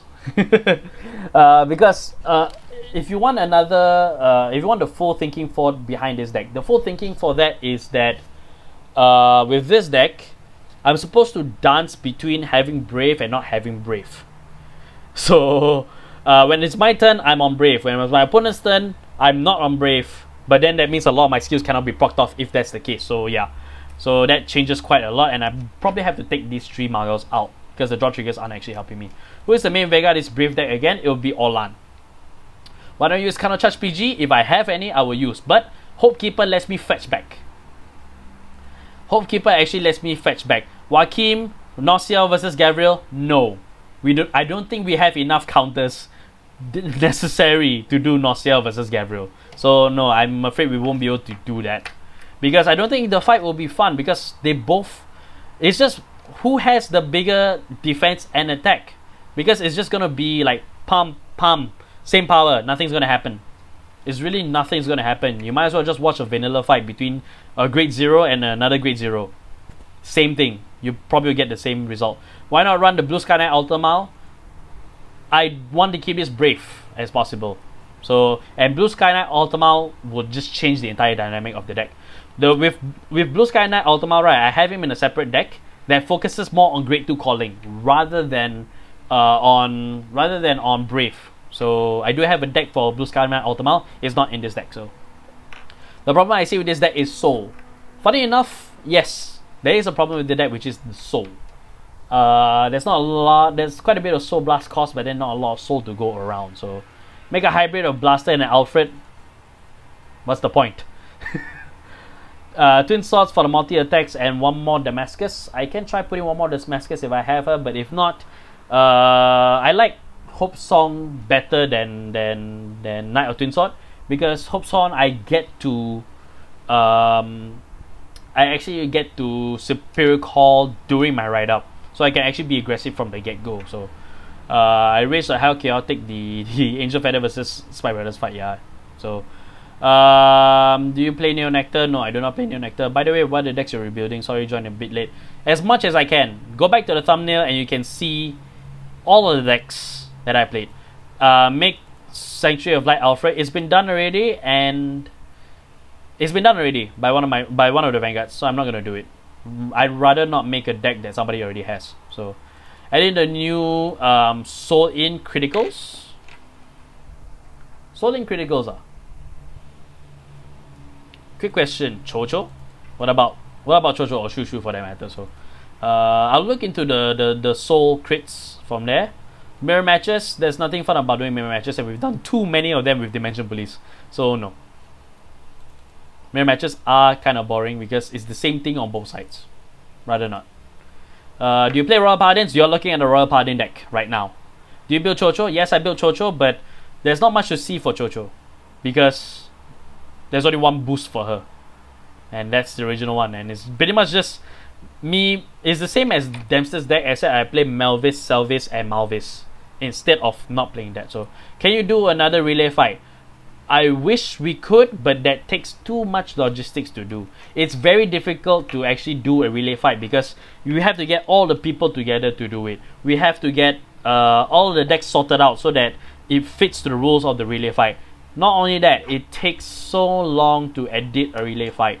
Dempster was lost after he did the relay fight. So I wish we could do it, but logistics wise and time frame wise, we won't be able to do another relay fight. So I'm very sorry. I can't believe that Spike defeat Gavril. Also, what's up with the GB8 on third strike? Funny enough, my Revelation deck, I hit GB8 on the second strike. I hit Palace Athena on second strike with my Revelation deck. That's how strong Ishtar was back in the day. With the exception of GG, but there's a comment for another day. I just mixed it with Harmony to make it more interesting. You can do that, but mine is just pure Chocho because of the the situation. What is my favorite card? Pulverizer, simply put. Are you planning to build new Darkface? I have plans on buying the Awakening Zoo for Mega Calling stuff. Which Darkface I'll build, I'm not too sure. Whether it's Ghidorah or the new Darkface, Arclides, I think it's called. But yeah, I'll see what I can do from there. Hard 8's decks are quite powerful and they focuses on getting to GBA fast, which is why they made meta, which is why you see that Sprite Brothers deck surprisingly jump out of nowhere. It's because they went straight to Hellheart 8. So will Battlesong Angel help this deck? Not that much. And Battlesong Angel is best used for, say, Sentry Guard, because it's a grade 1. It's a 9k grade 1 with resist. So yeah. Yeah, because Brave isn't the focus here. Correct. So Husband of Light Alfred I refer to. Yes, we know what you mean by also. I subscribe. Thank you for subscribing. So okay. How did your revelation reach GBA on second strike? Easy. Ishtar flips and generation break and generation guarding. That's how I got to second strike with Palace Athena. It was very funny. It was really, really funny. This Cardfight Online or what? No, this is not Cardfight Online actually. Cardfight Online is dead. It's gone offline for the rest of time. I don't think it will ever come online ever again. Ishtar, flip, G-Guardian, GB8, yes. Amaruda is a turbo. But no, not Amaruda, Ishtar. Ishtar is the turbo, not Amaruda. My Vanguard was Justitia. I could get the flip no problem, so. Alright, I guess we're done with this, so let's just close this out. Why don't you run the soul crits for Ultima? I don't have any. Simply put, I don't have any. So yeah. Rest in peace CFO 2016 to 2016. Yes, that's true. Alright. Let's jump to Gear Chronicle, shall we? Okay. So jump to Gear Chronicle. So I'm gonna bring up now. With fun decks, right? There's a lot of people who think, oh, only Chrono Fang is fun. But I can prove to you that Chrono Jet can be fun. The problem is the deck that you're about to see. I'll forewarn you, the deck that you're about to see is not well, only one person can play. It's built for one person only. So do you play Cardfight Arena? No. I've given up on trying to update Cardfight Arena and it's just not fun. I don't find Cardfight Arena fun because it's just everybody just playing what they want and then later they're just beating people up. So I don't really want to. I don't really like Cardfight Arena because of the players that's in there. It doesn't. I play this game for fun and I want to play for fun. And a lot of people, they go in there, they just want to prove that the deck is fun. I've gone into games, people just rage quit before we even stand up Vanguard also. So yeah. Is the game you're playing Cardfight Arena? No, I'm not playing Cardfight Arena. I'm just showing you pictures. This is a slideshow. Welcome to my PowerPoint presentation of deck rebuilding. Simply put. Okay, Time Leap. 8k right, 10k right, Fun Jet. Okay, like I said, as I was saying, this deck that you're about to see only works for one person and one person alone. It's fun. It's not cancer, but it's fun. This deck, it's in my possession right now. It does not. I do not currently own it, but the deck that I have right now is actually Leon's Chrono Jack deck. And you see the deck profile. You see the deck in action. It's on video right now. It's a fight video called All About Leon. But I'll show you the deck profile, which is where's Gear Chronicle, which is over here. All right. So this is Leon's. Well, after I fixed it up as much as I can, and I do plan to improve this deck because now this deck is in my possession, and I promised Leon that I'll help him build it up. So, let me just pull up the deck list in wording for you guys to see. Chrono Fang and Chrono Jet. Chrono Jet is very, well, it's very long. I have to extend this just so that you guys can see. Oh, go from there. Oh, more. There we go. This is Leon's Chrono Jack deck. Is Revelation Cancer? No. It's tasteful. You consider building Chrono's Command with Ephemeral Wand and Gear Eagle? JJ has that, so. Oh my god, I'm loving it already. Oh god, it's actually similar to my old build. Nah, I trigger when Gear Chronicle is set. Take out a melon for more cards. We can time leap on call. Again, going forward with this build is that I am going to fix it up. First things first, more Hypnosis Sheep. For that matter, Mara was just there because I couldn't find more Hypnosis Sheep, but I found them, so I'm actually going to be building up. So, anyone explain why Chaos Breaker is tier 1 deck? I can't tell because I play Messiah. Because it locks down your opponent's field. The idea with Chaos Breaker is that it locks down your opponent's field and beats you up for it. That's how it plays. So, do you guys have your own card shop? We wish we do, but no, we don't have our own card shop. Which is why we were frequenting Duelist, because Duelist, we were holding Vanguard for a while, but then after I left, then they decided to stop doing Vanguard already. So, is that what I think it is? Yes, it is. Gotta find Tiger for OG Chronojet. Why not play both? Yeah, that is true. Here's the thing. This deck, right, the reason why I have both Chronojets, or rather why Leon have both Chronojets, was because this deck was designed. Also, Great 4 lineup. Okay, I'll show you the Great 4 lineup. This deck is designed to play with the stuff that came out with the booster for Tri-3. No way, you match two things that's not supposed to go together. Yes, Leon smash two things that doesn't go together and they go together. Also, don't forget Chaos Locks. Okay, hang on, just wait for it. The strides that I currently have, this is a combination of mine and Leon's as he has it, because most of the stuff for strides went to JJ. So JJ holds on to the full playset of all the stuff that he has. So what I have currently in my possession right now is just this.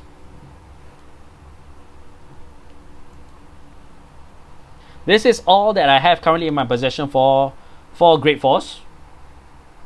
And the rest, the full playsets of it is with JJ. So yeah. One book girl. You mean Meshkia? No, I like 2, and I might bump her up to 3 because she's a good unit to time leap into. So, what do you think about machining support? Machining is getting what they should be getting. So, it'd be great to see them strong again, but we know that that's only gonna last 1 month. So that's the Great Force that I have. This is a combination of what I have plus what Leon has and what I'll be able to rescue from there. So, but yes, this is the deck. And I'm going to improve it even further. So with Gear Chronicle, but of course I'm not going to make this cancer. This is going to be a tasteful time leap deck that plays 2 Chronojets together.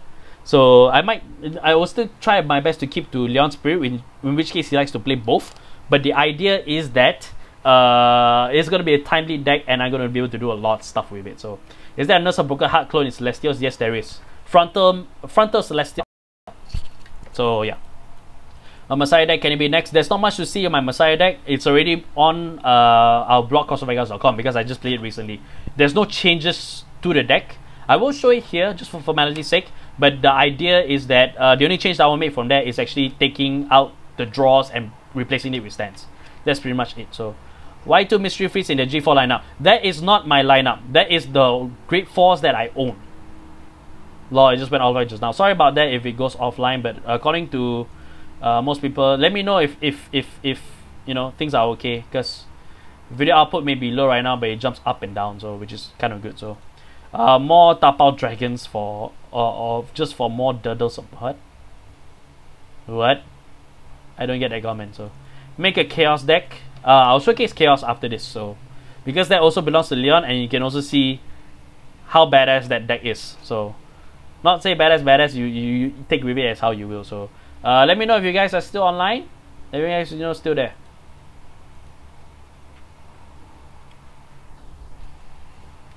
It's kind of buzzing around.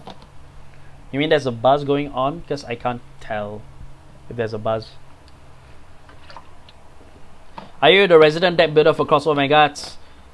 I'm a builder, but I don't build the decks for Crossbow Vanguards. The reason why I expand my horizons by building as much decks as possible is so that I can learn and I can explain to people what's going on. There's so much one-offs. Can you guys do opening on the Night Rose and Harry supply set? We'll think about it, but first we have to get our hands on it first. So still here, how is going online? Okay, that's good to know. Alrighty, so this is Leon's deck. So, oh, I can just switch it around like this. Well, maybe not that much. 3, 2. This is the Cardfight deck, which you guys have seen, and I have modded it. So, no longer was it the build that you last saw. I've actually taken out, I think it's called a Dado Apara. So, yeah, I've taken it out. So, where am I from? I'm from Singapore. More takeaway dragons for deck restorations. Yes, I just found the takeaway dragon, so I will probably put that back there in there. Do Nova Grappler, I'll get to that pretty soon, because that's one of my favorite clans. So, okay, that's good to know. This is my Cardfight deck. Also, why is your YouTube channel Crossbone Vanguards? Ask Leon, because he's a big fan of Crossbone Gundam. Cardfight, we AOTL, please don't put caps. Even if you apologize, try not to put caps. So yeah, Cardfight deck. It's fun. I like this deck pretty much a lot. Maybe because I'm cheating a little bit, because I managed to get Quick Excel Dragon as well as 4 Alter Dragons from there. So did you go to AFA this year? No, I did not go to AFA this year. So you might have seen Leon at AFA because he was there, but no, I didn't go to AFA. What has been covered for people who are just joining in right now? Okay, there's quite a few clans that has been covered already. I think I covered a lot of Royal Paladins, along with Kagero as well, because with Kagero, I showcase the idea of my philosophy. It's not really my philosophy is on how I build decks. What do you think of the OP Zerov Dragons? They're not OP at all. They're not OP at all. There's ways to combat it. Okay, it's lagging. Okay, that's good to know. Odd. I thought you play a playset of the Tigers. No, I only play one Chrono Fang Tiger. That's it. Deleted deck? No, I do not own a deleted deck, so there's no deleted decks going here. If you want to see what will be shown here, go back to the thumbnail of this video or go to our socials so you can see all the decks that I own or currently have in my possession. That's the ones that will be showcased. So yeah. Do we play Force of Will? No, we don't play Force of Will. I only stick with Vanguard, and Leon and Dempster are into Body Fight as not Body Fight, Battle Spirits right now, so we're doing those together. More draw triggers? Okay. The problem with this is that I can't play draw triggers. It's way too tight for me to play draw triggers. And the way that I get my draws is by quadruple driving. And if I play draw triggers, there's still no point because I still have to check them in order to draw. So there's no point of that. So as shown in the episode, to revive Zerov Dragon is to win the game. Not really the words that I will use, but basically you need to prepare yourself for the Zerov Dragon. If you anticipate it coming, you can survive it. That depends on what the state of your field is like. So simply put, the Great One Tiger. No, I only played 3. Surprisingly, I thought I played 4, but there's only 3. So is Nobatama dominate Cancer against Night Rose Hollow? Not really. Night Rose might not be able to take the pain, but that depends on. But that might screw up a few things for them. So, but I wouldn't call it Cancer. I think it might be a. It has ways to deal with a Night Rose Hollow deck, but not really. But I wouldn't call it a hard counter or Cancer for that matter. So, all right. So let's move on now. Back onto Leon, the subject of Leon. You're about to see his Chaos Breaker deck that has never seen the light of day since the Legion era. So here we go. His Chaos deck, which I'm gonna upgrade with into Chaos Breaker Crisis. So I don't have the parts with me right now because I lent them to JJ, and so JJ, when he returns them back to me, at least whatever excess that he has, then I'll build from there. But basically, this is what Leon's deck looks like, and it's not seen the light of day since the Legion era. So take note of that. If you don't see any staples in there, do not get mad. This deck has not seen the light of day. So this is his Link Joker deck. Oops. There we go. And the deck list in English is here. So Messiah and right there. Okay, there's a lot of activity going on, so just don't hollow the units. Nope, we hollow everything when you have 2 cards to call from our draw zone. Shiriki deck. I will explain something about Shiriki later on. So the heal triggers from the FC Wolf in my Messiah deck. Yes, you can play them. They're actually quite okay, and I like the art, so that's why I play them. which also just rush the heck out of them. So just to make your opponent say stand up Zep Vanguard. Vanquisher is cancelled against Night Rose with GB8. Yep, your opinions on the current meta. I have no opinions on the current meta. I don't really focus much on the meta because I got out of the competitive scene a long time ago. There was nothing interesting about it. There's still nothing interesting about it to this day. So I prefer playing Vanguard for fun, not for the meta, not to prove that I'm the best in the world. That's not my cup of tea. Here's the thing about Dominate. Most of the cards can only target one creature at a time, one unit at a time. So just call a lot of units and force them to hit your regards. So Brawler deck better with 8 criticals or 4 crits, 4 stands. You can try them out for yourself, but the current build that I have is 8 crits right now. But it's not built by me, it was built by somebody else. I bought the deck off the person. Look here, Nightmare Dolls or Harry, I will showcase them. I will showcase Payment later, maybe take out the draw triggers. Oops, sorry about that. Will you show the deleted deck? Sorry if you stated it. No, I do not own deleters. I've already stated it. JJ has deleters, so I will not showcase deleters. That brings back so much memories. So this, back on subject, this is Leon's Chaos Breaker deck. That has not seen the light of day since the Legion era. As you can see, there's two imaginary planes. But beyond that, it's not seen it, which is why you don't see the stuff for Chaos, which the great one where you can soul charge, where you can move into soul, then you count charge 2, soul charge 2, I think. And then basically there's no carbon in there, so you know. Maybe play that Star Vader that goes into soul and lock cards that just lock here. What's my main deck? Perfect Riser, Ultimate Riser, and Victor, alongside Chronofang Yep. And you could say Dayusha also. Dayusha is one of my main decks as well, so yeah. But if I were to go into a competition, the deck that will go in would be the deck that will go in would be Victor. So Victor is my deck that will play in competition. So yeah. Carbon would be great starter. Yes, as I said, the deck has not seen the light of day, and this is what Leon has been playing, and he can still beat people up with this deck. Well, beat people up is the bad term to use, lah. He can still play very strongly with this deck and give people a hard time with it. So I have not gone into a tournament for years now. Same, I have not gone into a tournament for years. So can you show your Perfect Riser deck? Yes, I will showcase my Perfect Riser deck, because that is one of the things that I want to show you guys, and one of the main things that I want to showcase on there. No, I do not play Blouse because Ben already has that covered, and Dempster also has that covered as well, so I don't need to play Blouse. I don't need to build Blouse. Okay. Just take a quick look. Yes, the video is very long because this is a deck rebuilding live stream. So the idea with this is that I want to get your opinions on what I can do with the decks going forward. This isn't a showcase of what I built. This is a showcase. This is not a showcase at all. This is just me asking you guys, hey, what do you think of this deck? And what should I do with it? So yeah, that's what this is. So seeing that you use Stargate clans, we use the Stargate Zero Dragon. If I get my hands on it, then sure, I will definitely be using it. And here's the funny thing.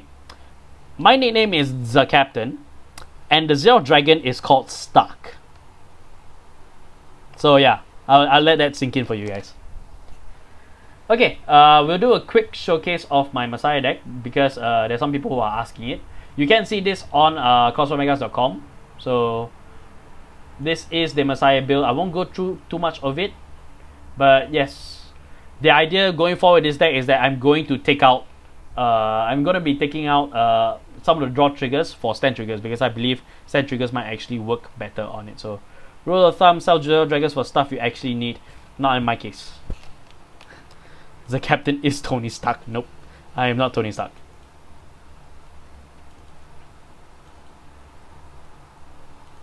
Actually, no, you could say that I am, because Leon is more Captain America and I am more Tony Stark because I built shit, so. Wait, you recently had Strange Dragons, why not play them? They're with JJ. They're with JJ, AOTL. They're with JJ. Do I play Chocho? Yes, I do play Chocho. So we'll showcase that deck. But yeah, this is just here from there. Why don't I place a dog with Dark Matter Chameleon? I get the draw. I get the draw with the dog. Dark Matter Chameleon is great and all, but I get the counter charge along with the draw with him. And I got plenty of soul to work around, and the draw is nice, especially if I want to slow down all my drawing so that I don't deck out. So I don't have to Soul Blast 2, draw 2, every single time with Alter Ego Neo Messiah. I can just Soul Blast 1, counter charge, draw 1. That slows down my drawing, or increase my drawing depending on whether I need more cards or whether if I'm there for there. Does that mean Dempster's Black Widow? No, Dempster's not Black Widow. Dempster is Thor. Dempster is Thor. You know, he doesn't play any Thunder Dragons, but his Arc of Force close enough. So also why play stands? Because of Metal Layer Messiah. He actually has a lot of power if you get a lot of locks off. And this deck actually does get a lot of locks and unlocks off. So Metal Layer Messiah, if he's on the field, he'll get a lot of power, but I can restand him. So go from there. Can we have rules for streams just to show what not to do? It's very hard to put up rules for that, but the general rule is this. I'm asking, the point of this live stream is to ask you guys for your help to look at my decks and see what I can do going forward. Just know that the only one rule I have is that I play for fun. I do not play competitively. So do not push your 12 criticals, do not push your play 4 of your Ace Vanguard when you haven't even heard what I said about the deck. So those are pretty much the only 2 rules. Other than that, you guys can suggest from it. I'll take your suggestions into consideration. That's what this point of this live stream is. So you have to watch out for Soul. Yes, you do have to watch out for Soul. There is times where I have to rewrite from there. So can Perfect Performance NG also bounce lock cards? Yes, they can. Because they say choose the circle and then bounce those cards. Locked or not. Demps is Thor because he has Genesis Witch, which has Fenrir, which is Norse mythology. Yes, Shizaku actually fixed the reasoning for me. So yeah, show me another way of playing Messiah. Yes, I have, because this is my Mercy Messiah deck. This deck, I dubbed it Mercy Messiah because I do not lock my opponent's field. I lock my side of the field. This deck plays around locking your side of the field for 2 reasons. One is so that I can fit my own philosophy of I prefer to see what you can do rather than deny you of what you can do, because that's how you get a fun match out of it. 2, if my opponent decides to be a dick and not call units onto the field, I can still get my locks and unlocks off from my side of the field. So yeah, do you use any English decks? No, I've invested way too much into Japanese to do English. Take out 2 crits and 2 draws for stand triggers. I can play balance rainbow triggers, but I kind of like it at 6, so I might just take out I might just play only 2 draws, so probably only 2 super string theories and 4 stands. So, and give your units resist. Mine using 4 amnesty. Mine uses 4 amnesty, waste their PGs. I don't have 4 amnesty and I don't need 4 amnesty dragons. Can you do Chocho versus Prism or Duo versus Loris? Mirror matches with Bermuda Triangle is not that fun. So I prefer to pit Bermuda Triangles against other things as well. It's just those shenanigans versus Bermuda shenanigans compared to two shenanigans of the same type. So Big Belly or Chat Noah, I'm actually getting work from there. So there's some serious insight. Mercy Messiah, Mercy, Mercy. I'll type it out for you guys. Mercy Messiah. Well, Demps does play decks based off mythology, so I have to make the point. Yes, that is true, Shizaku. That is very true. What's the current Go Paladin situation with you guys? Who's playing what? Easy. Brian plays Go Paladin. So all the Liberators, all the Gurguits are all with him. So when you leave, I don't know. When do I leave? I'm going here against as much as I can. Can you use Grand Gallop against GP in next video? Now, videos, we can't promise you that they'll come out in the next video. Because we might have shot the videos. We might have shot the videos in advance. So I got distracted by something else. But essentially, if you shot the videos, can you build you? No, I cannot build you. I cannot build you, Ram. If you make your suggestions right, we cannot guarantee they will come out in the next video because we might have videos already in the pipeline that's coming out soon. So we can take your suggestions on Grand Gallop versus GP, but we cannot promise you that it will come out in the next video because we might have other videos in place already. So yeah, using Stan for Metalia isn't a bit of a waste if you don't have him out, as most of your cards will be locked. Metalia Messiah cannot be locked. If he's not on the field, then yes, it might be a waste because some things might be locked. But then again, But then again, my strikes are Basaltis Messiah for first one and Harmonics Neo Messiah. So I should have units on the field unlocked. Even if I don't get the stand, I will get the power at least. So wonder when the next battle spirits video will be coming soon. Ram was retired, so does drop zone skill activates get blinded? Drop zone skill activates get blinded. Does Shiranui the old one works with Oboro? You can, but it will take you a bit of work to actually combine After Image and Dominate together. So you take a bit of work. So it's a bit lag here. Sorry about that. My stream is only as good as I can get it to be. So cast, go to gem. What's the point of life? Okay. I think this is a stupid question, but do all of you from Crossover Vanguard live together? No, we do not live together. If we did, you'd see Leon and Nemster here together with me, and we'd be doing more gaming live streams. So, what's your opinion about the new Overlord? It's strong, and it's definitely what the Overlord needs. That much is simple. What tier are you doing now? I can't tell you. Can you explain how I make most out of Restrained Dragon? Well, how do I make most use of Restrained Dragon? You can keep your opponent's side of the field locked, or you can keep your side of the field locked after the end of the turn. Also, how do you guys get enough money to buy so much boosters? We work for a living. We don't do this for a living. We don't do YouTube for a living. We work for a living. So we have incomes. All of us earn money through jobs, and we work. Simple. Question, and so if other fans want to fight you guys, I'm assuming you guys prefer tabletop more than CFA. Tabletop is it might be harder to build upon, but it might be harder to build to get stuff in Tabletop Simulator, but it's actually just as good as CFA. CFA is free, but Tabletop actually gives you that more complete feeling compared to what CFA can do. So After Image plus Dominate is super damn strong. No one seems to see that. Yes, it is true. People just ignore After Image now. Yes, that is also true. When you guys be posting another fight video, we always post our fight videos every Thursday. Yes, I agree. Mix clans with big hands, wither and die. What's your favorite clan? Nova Grappler, Dimension Police as well. You can't because you need to roll 2 dice and get double in order to break RAM out. I heard in Singapore they still sell movie trial decks. Is this true? I've not seen it. I've not seen the deleted trial deck at all. So, will you guys host a meet and battle with fans? We'll do our best to try and arrange those lah. So, but I think you can find us more likely at tournaments.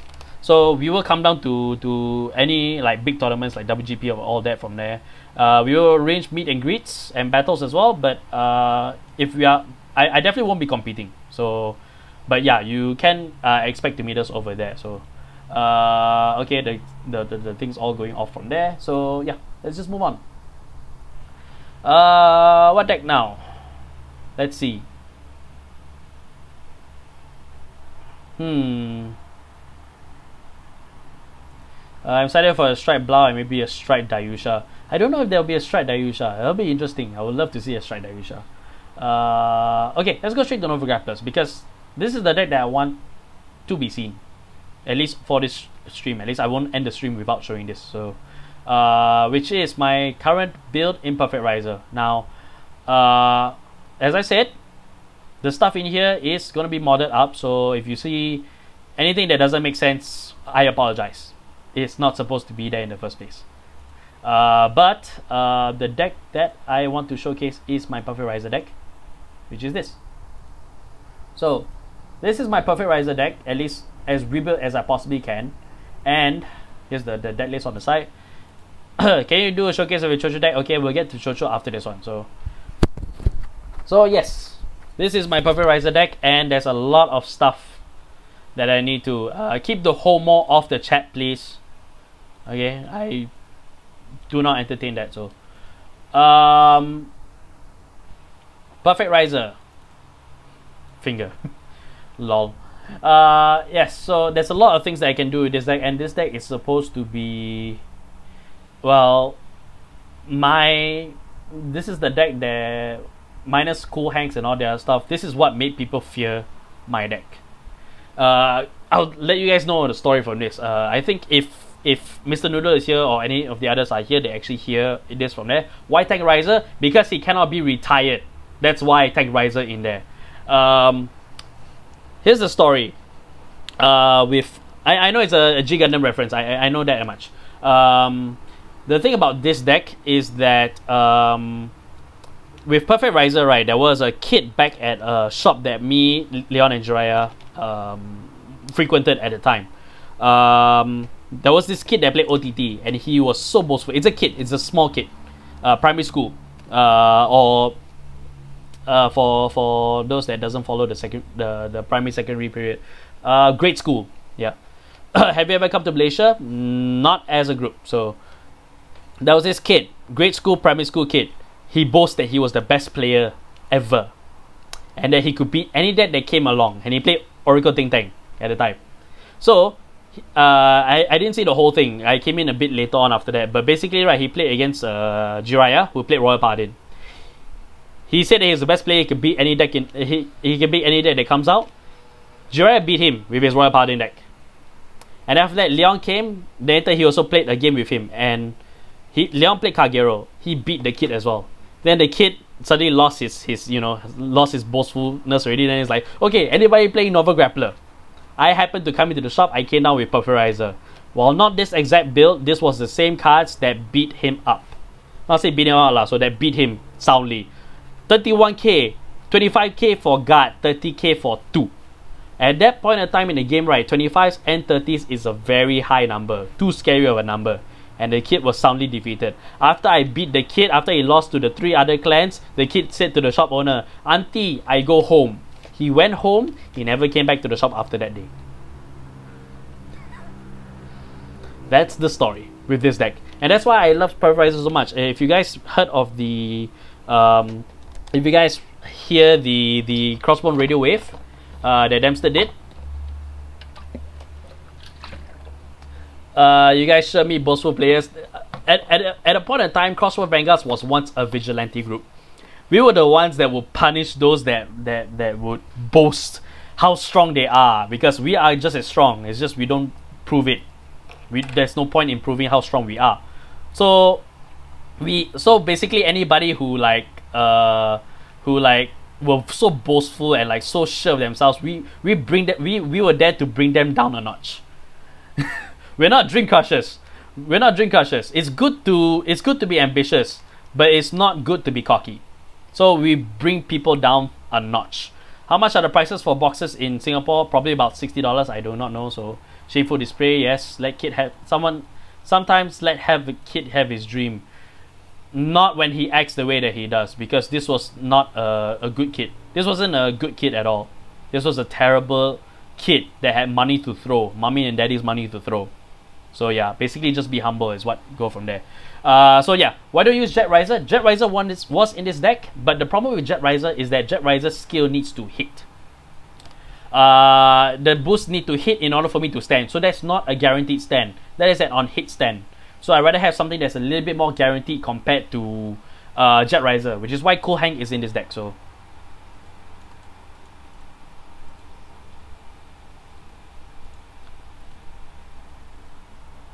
okay, Razia Luna, I don't appreciate your post right now, so I am going to proceed to do something about you already. So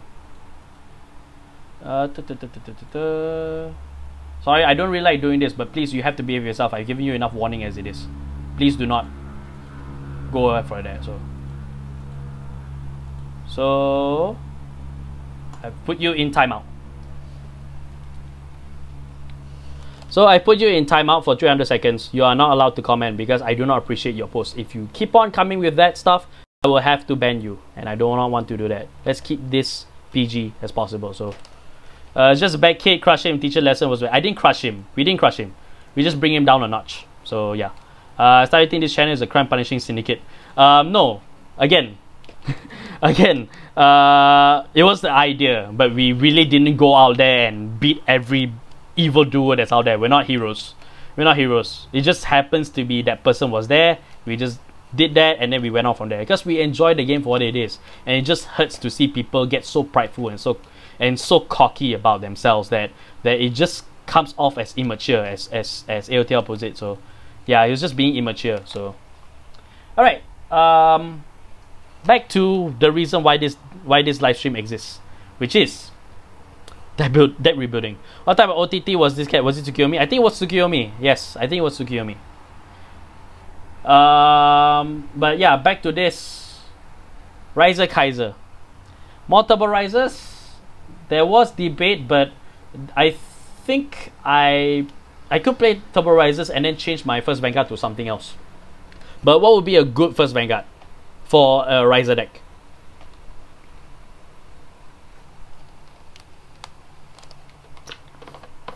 I assure you, Migato, we did not hurt any nerves. It was just funny to hear the kid just go, "Auntie, I go home," and then after that, he never came back after that. So it's just a funny story. I don't see it as us being up a person. I just see it as a funny story of a kid getting his comeuppance. That's it. No, the kid didn't say that he was unbeatable in his circle of primary school friends. The kid said he was unbeatable in the entire shop. And then we came along. Pride is a thing that's both harmful and important, yes. First Vanguard, Grade 3 Searcher. Does Nova Grappler have a Grade 3 Searcher? I can't remember. Everybody tell me the card. So, what happened to the Dimension Police clan? I haven't seen any support other than the Future Clan booster. Yeah, he only got the boost in the character booster, but that's it. So, as we learn from anime in real life, don't be a boastful asshole. Simply put, yes. But yeah, Petite Ace Petite Ace does give me a guaranteed stand. And I do intend to put Starlight Hedgehog in here because I do believe I would like the draw. So I'll think about Petite Ace, but I'm not too sold on him entirely. If I can get him to be as riser as possible, that'd be great. It's just I would like something better than Huey, because I can't use his skill, but he has riser in the name. And something that's worth using other than say Energy Riser or Turbo Riser Custom also for that. So use Extreme Battler for more stands. Actually, yeah, that might be a good idea. I can play Kabutron. Sorry, Kabutron. I can play Kabutron because I do need something that guarantees stands. So because I just 7 Grade 3s is probably harder to draw, so it's running now. Okay. I think I missed a bit of a chat here. So, do you know you have Leisure? My bad. Energy Riser. As I mentioned, the problem with Energy Riser is that Energy Riser, right, his skill stands 2 regards, but if I'm riding to Perfect Riser, right, I don't get to use his skill at all. He'll go straight into the soul. Maybe take out the Mafia guy for Hedgehog. Street Bouncer, I can keep Street Bouncer, and I intend to change something else for Street Bouncer. No, for Starlight Hedgehog, because I do want that guaranteed draw, and Street Bouncer does give me that guaranteed draw as well. So there's like 2 different forms of it. So Ashura Kaiser, yes, this is actually a Riser Kaiser deck, because if I don't get to Perfect Riser, I get to Ashura Kaiser, and Ashura Kaiser I can strike to 1 War Deity Ashura Kaiser. I can still get off my crap. The good thing about this deck is that this deck doesn't need GB at all. This deck doesn't need GB at all. I only need GB1 just to unlock Cool Hang. That's it. Transmigration Evolutionary is the best. Is the Grade 3 Searcher. Oh, okay. Mirao. Okay, I'll keep that in mind. So, clear down Mechanic or replace the rest of the column. We will draw Street Bouncer for Sazanda. No. Okay. Sazanda. There's not a lot of stand power with this deck, so it makes Sazanda moot. His skill might be moot. So Clear Down Mechanic, there's no need for me to play Clear Down Mechanic because this deck doesn't have a lot of Counterblast. In fact, I wish I had something to use for Counterblast with, which is why Cool Hank is there. Before this, it was Katana Riser, and before that, it was Magical. It was actually Kirara.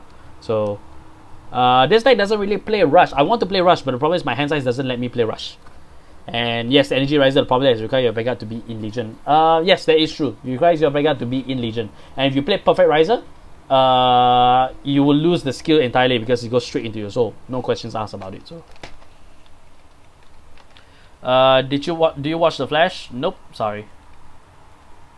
Oh, okay, you're out of timelines. You're out of the thing. So I hope you learned your lesson. Please behave, okay?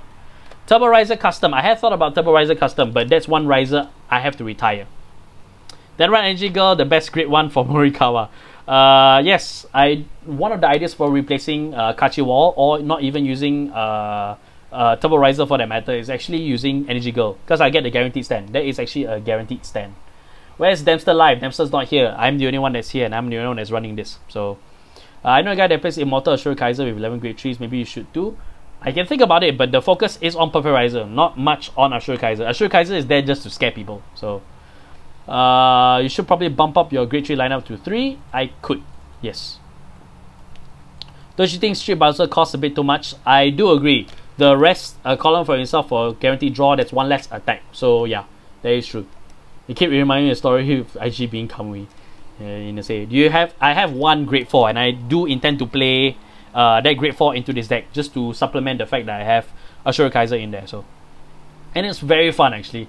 When I write to Assure Kaiser, it catches a lot of people by surprise because nobody expects it to see coming. So, GB12 or GB13?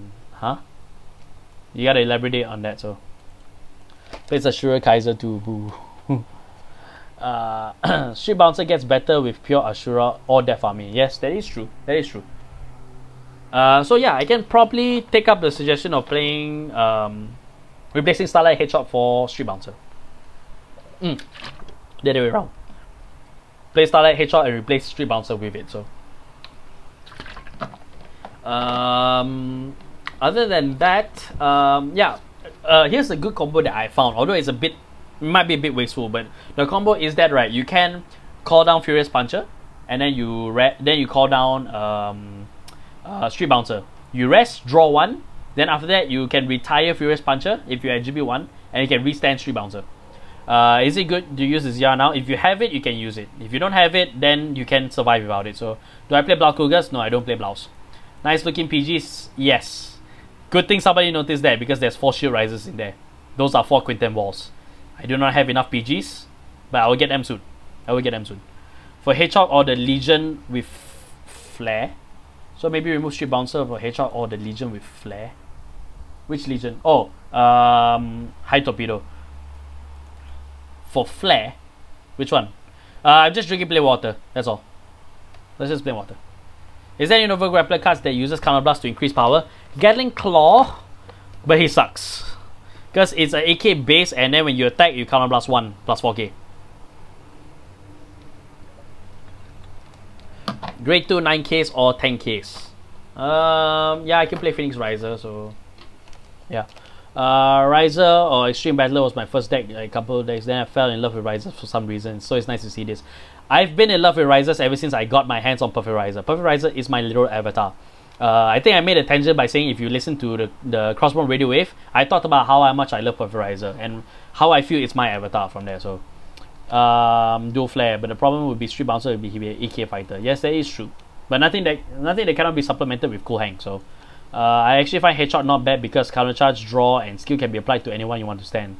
But sad is an AK. Yes, it's sad AK, but that one-off skill is just too good to ignore. So, is the Kamui Legion first thing I owned, first deck that I own. Dual Flare and Ultimate Risers are all in a different deck. I have a separate deck for them. So the plane looks brown on stream right now. Oh, plain water. It's just a brown bottle. It's plain water. So yeah. I don't know. Dual Flare is not a bad Legion. He's not a bad Legion. I love Ultimate Riser. Ultimate Riser is like one of my favorites. Heal or crit. A little out of context, but what's better? Mitros, Andri, or Bubble Edge for a Thavas deck? Mithros, so you can actually churn out the new Tavas. My money's on Mithros, because you can churn out the new Tavas, call him, use him, then bounce him back to your hand. Phoenix Riser, I might not play the grade 3, but I can play the Flame Wings in here. So it's okay. It's a decent it's a decent 12k attacker. So are you going to make a Messiah deck or new Ultimates? I've already made the Messiah deck. And you've missed it already because I already went through it already. So, Short-Lived Beauty. Thank you very much for that. Dempster would love to hear that. So, favorite character in Vanguard G next. Oh God, all of them are not impressionable enough to me. That's the problem. I really don't have a favorite in Vanguard G next because you could say the most standout character I would say is probably Enishi. So Satoru Enishi. He's the most standout character in all of Vanguard G. So, Do you have Neo? No, I don't have Neo Nectar. So any plans on using Stark? Why not? If I can get my hands on him, why not? Yes, running the Great Truth for early rush should be good. For Phoenix Riser, yes, I can. But I do have to fix my my hand size. There's one problem with this deck: hand size. So yeah. One start of playing a Shura Kaiser into my Death Army deck. You can play because it's about the same. So, as it should give more early game to deck with Spike it already has. Okay. Can you show us the Ultimate Riser deck? Yes, I will show you guys the Ultimate Riser deck. So, is it on a video or is it a deck list, and if so, where? No, it's only on video because this stream only works here. So, what's better than new Tavas or old Tavas? New Tavas for rear guard. Maybe old Tavas for as a Vanguard, but that's it. So, who's my waifu? You're seeing it behind here. I'll create Brunstad. Not waifu. I don't call her waifu. I don't like the term waifu. She's my lady. I am a captain. I am a knight, and she is my lady. Simply put. Okay. Let's bring this back up. Not that. Over there. All right. So, mind taking out strike orders for more draw grade ones. Which ones do you mean? What time is it now in Singapore? It's 8:18. It's 8:14. So, running more draw triggers instead. I don't know, because if hand size is a problem, then Katana Riser or more draws is what I personally go for. Katana Riser do needs to hit, so it's not a guaranteed draw. Draw triggers, I still need to check them. There's a problem with that. I do need to check them. Although I can take out the stand triggers entirely and just play 6/6. That's an idea. So, your Mario, he's Peach. No. I will not make that comparison. If you want, actually no, I don't have a good example of that. So yeah, there's one on the website. It's also way back in this video. Yep. That's in response to, yeah, you can review this. So who plays Gear Chronicle? Myself, Leon formerly, and JJ. That's who plays Gear Chronicle. So what ratio do you think I should run old to new Tavas? That's up to you. You gotta figure out yourself. That one you gotta figure out yourself. We can't tell you how many you should play. You have to figure out how many you need to play for either of them. So Katana Risers, Energy Charger, Shout. I actually did have ideas to play Shout because Shout is a guaranteed draw, but the problem that was pointed out to me by Dempster is that Shout is a drop draw. I have to drop a card to draw one. So how do they create Wedding XP with Dayusha? No. They'll make Adelaide Wedding XP before they will make Dayusha. That much. So Energy Charger, I don't remember what he does. No worries, there's no problem. So there's no problem asking about Thavas, but I have to. But there's certain things that you have to figure out by yourself. I can't advise you because I'm not the best person that can do that.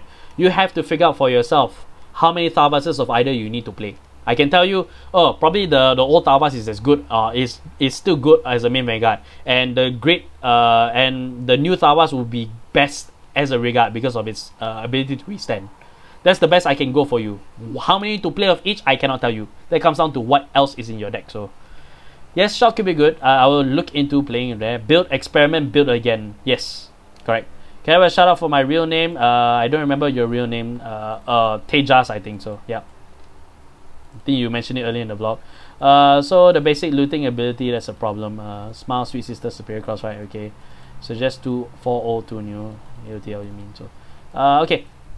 So yeah, we'll go straight into my Ultimate Riser deck, so you guys can see what a proper Riser deck should look like. Well, not should look like, it is what I think it should look like. So this is the build that's in Word format, and you guys can see the deck built for it. This is my Ultimate Riser deck. This one focuses more on Legion. Now, my only gripe with this deck is this tree over here, Speedstar.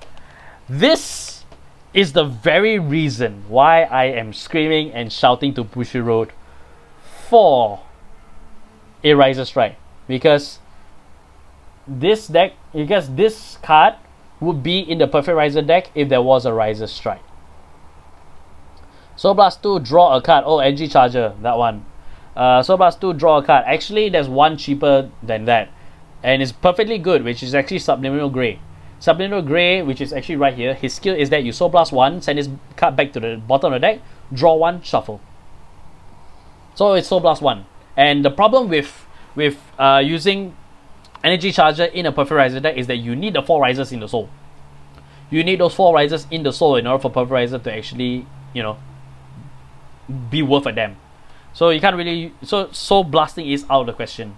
Not say out of the question lah, is you have to choose carefully about soul blasting. So you think that we need a second Luat Ace, you can, they definitely will put one out lah, so just to make the deck more tasteful. I mean, they're doing it all with everybody else, so I don't see why Luat should not go for there. But yes, in terms of Energy Riser and Subliminal Energy Charger and Subliminal Grey, those 2 cards, right, the problem with that is that if you play with a Perfect Riser deck, you're going to take out Risers in the soul to get that draw, so it's not worth it. So take out Mega Flare for Drill Wing. Why? Mega Flare Drill Wing doesn't do much. It just restands the 2 in my front row. If I have nothing in the front row, then what point? And especially if they're not high powered. Mega Flare gives me the critical, and that fits the theme. That fits the idea of this deck. This deck is supposed to be a critical based deck. So yeah. Okay, bye bye. Buys all the Luat, new Luat support. Yes, Shizaku, you would do that. So yeah, your opinions on the deck other than, you know, take out Mega Flare, because I don't want to take out Mega Flare. I like Mega Flare the most compared to, first I like Mega Flare. Before that, number 1 is Perfect Riser, then Mega Flare, and then after that, Drill Wing, and then the last one would be Glory Hand, because Glory Hand does not make any sense. He's not a bad card. He just doesn't make any sense. Did you build a Chrono Fang? I did build a Chrono Fang deck and we passed by it actually. So Sean, you missed the Chrono Fang deck already. But you can look back at it. You know, after this video, after this stream is done, you can look back at it and see what's in there. So I've updated the deck a little bit since the last time you've seen it. So more dual flares. Yes, I have wondered why I'm only playing 2 dual flares. So yeah, I won't touch it right now. It's pure Riser with no extreme battle mix. Yes, I would prefer leave it. Dudley? No, I don't play Dudley. I don't play any Spike Brothers. So you won't be seeing it here on this stream. So yeah, this is my Ultimate Riser deck, and this is in its most perfect form that I can get it to be. So yeah, anything else is just, I need boosts. There's a reason why I want Riser boosts. So Shihai? No, I don't own Shihai. So yeah. Do you think Glory Hand is good? Glory Hand is not bad of a card. He's not bad at all. You stand 2 Risers. But the problem is that he belongs in his own separate deck, and he doesn't fit to what the Risers are actually doing. He plays more stands, and you can combo him off of Masura Riser. You can combo him off with Masura Riser, but beyond that, he doesn't mix well with Ultimate Riser or with Perfect Riser, or he might mix best with Phoenix Riser, but that's it. That's the best that I got. So yeah. I need another sip of water because I'm talking so much, and we've been at this for about 2 hours now. So thank you guys. How many of you guys are here? I'm curious. 30 of you guys are here. I'm impressed that you guys have here for us. What else do I have? Since we're on number, I think somebody wanted to see my Chocho deck, so we'll just jump straight to that. So yeah. Oops, wrong window. So somebody wanted to see my Chocho deck, so here we go. Alright, I'll adjust this so you guys can get a good look and see what's in there currently right now. Okay, right there, and the deck list is right here. Chocho. Oops, sorry, I minimized that. Bomber triangle right there. Ooh. There we go. So this is my Chocho deck. So what's the charging red PG that works super well in a GBA Dudley deck? You can look it up. I think that's in the the Reckless Rampage, so you can find a name over there. So bit more Risers in it, but Bushiro doesn't see it as a sub clan. Okay. Wow, my favorite deck. Okay. When I say rare, I mean the one from Technic Booster. Yeah, you can see from Technic Booster. I can't remember the name, so. Yeah, so whoever wanted to see this is my Chocho deck. And there's not much that I can do with it, so. Yes, thank you for bringing back the joke that I made. So with this deck, yeah, there's not much to say. The only difference between this and Dempster's deck, Chocho deck, is that he has Tino for PGs. He's got a full set of Sarahs, and he's not playing Melvis, and Selvis, whatever the one. So Chocho, a great deck. I love Tirua. Yes, I enjoy Tirua. I like the Chocho deck because Chocho deck is a deck that's created right. It's something that I never expected. I personally was surprised by how much different Chocho actually plays compared to the other Bermuda Triangles. Because the other Bermuda Triangles all play some sort of bounce back, but this one is sent back to the bottom of the deck. So try to mix it with Harmony just for the lols. I do not have Harmony, that's one.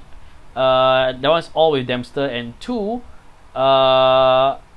it's just difficult for me to see because you might get it's the same problem with Steel Dragons. The minute that you have something that's not Steel Dragons or Chocho, it's it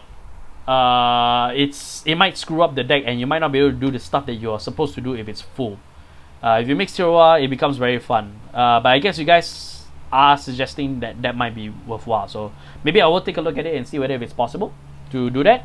Or maybe I can suggest it to Dempster, see whether he can mix it together. He has most of the Harmony stuff, so okay, we'll take your word for that. So yeah, this is my Chocho deck. It's basically pure Chocho. I've done nothing with it other than add Selvis, Melvis, and Selvis over there. So man, I screwed up the names. Okay, while we're on there, there's one deck that I want to showcase. I've been waiting for a while to showcase this deck because of the fact that I need to find a matchup for it, which is not you. You might come later. Coral. I bet nobody has seen this deck at all. This is as old school as you can get, at least trigger wise. This is a Coral deck, and Coral is actually very, very fun. She's very, very fun. If you're looking to play Bermuda Triangle but you have no money to invest in, say, Loris or for Prisms, all this expensive stuff, you can go Coral, because Coral is absolutely fun. And she's very high powered. She's actually a power based deck. Coral is actually a power based deck. Because your first strike with Arcadia Star. Fun fact, your friend actually plays deck. That's good to know. So the fun thing about Arcadia Star is that on the get-go, with a booster behind, she's actually 42k as a first strike. 42k attack your Vanguard first strike. That it doesn't have on hit, but it's very, very painful. So if you manage to play this and play this in a rush based deck, you can push your opponent off the edge very quickly, which is interesting actually. So, but yeah, what do you guys think? Coral. If you don't have any opinions of it, I know one that plays Reindeer. So do I. Dempster, he plays Reindeer. Even if you don't know what's going on, at least you can, anything that you guys can come up with. So, how strong is the Chocho now? How strong is Chocho now? Actually,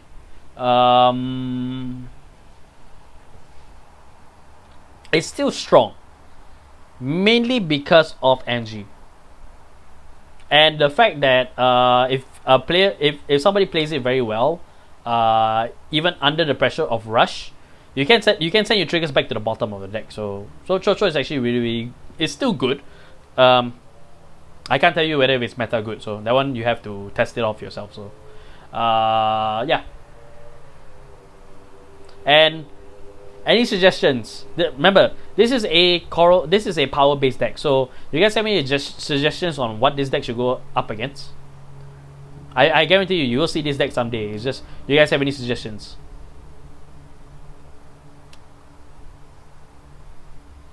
It cycles your hand and also combos. Yes. What's Chocho about? I really never understood it. Chocho is all about sending your units back to the bottom of the deck in order to get effects. Budget Go Paladin. I will showcase that. So I have one. It's budget. It's actually pretty good. Chocho is decent. It's all about bottom deck and draw. Yep. So he stands up the bottom of the deck in order to get benefits and such. So no, it's okay if you don't focus. If there's anything that you can come up with, it's fine. So, or rather, if you can't come up with something, then come up with an opponent that this deck can go up against. How much does Basaltis Messiah go for? Not very long. Not very long. I think maybe $15 for Basaltis Messiah. So yeah. Basically, it's the stack of the triangle.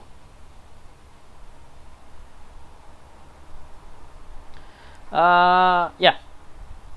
I guess no suggestions, so I guess I'm stuck figuring out what this one can go up against. So, alright. I'll just leave it at that then. So, if you guys can come out, I'll still read them and I'll consider them as well. So, alright. Moving on. What else is there? Okay, there is one deck that if there's any Bermuda Triangle players out there, bounces cards from Soul? No. Coral actually doesn't play bounce from Soul. Coral plays putting cards into the Soul. So the more calls you have, the more stuff you can do. Get power, so. DI, I don't own DI, so you won't see any Dark Regulars here. Should I bring my Dudley deck to competitions more often? That's up to you. If you want to play Dudleys in competition, go right ahead. It can be strong and it will catch people off guard. However, how well you can stand, that one I cannot tell you. So, I want to see Coral versus Soul-based clan, the fight of the soul. I'll think about that one. I actually like that tagline. So, okay. There's one deck that any Bermuda Triangle players out there might be able to help me, because I need to know what I need to do with this duo deck. Because Bermuda Triangle might still be one of the decks that I actually don't really understand all that much. But if you guys can give me some insight on what I can do with this deck going forward. So Dudley's still good, just kind of hard to pull off stuff. Yep. Let's bamboozle the enemy. Yep. It's a bit lag, but you might see suggestions later. That's no problem, so. The chat is live, so I will still read them. Even if you guys don't see it, I will still read them out. So.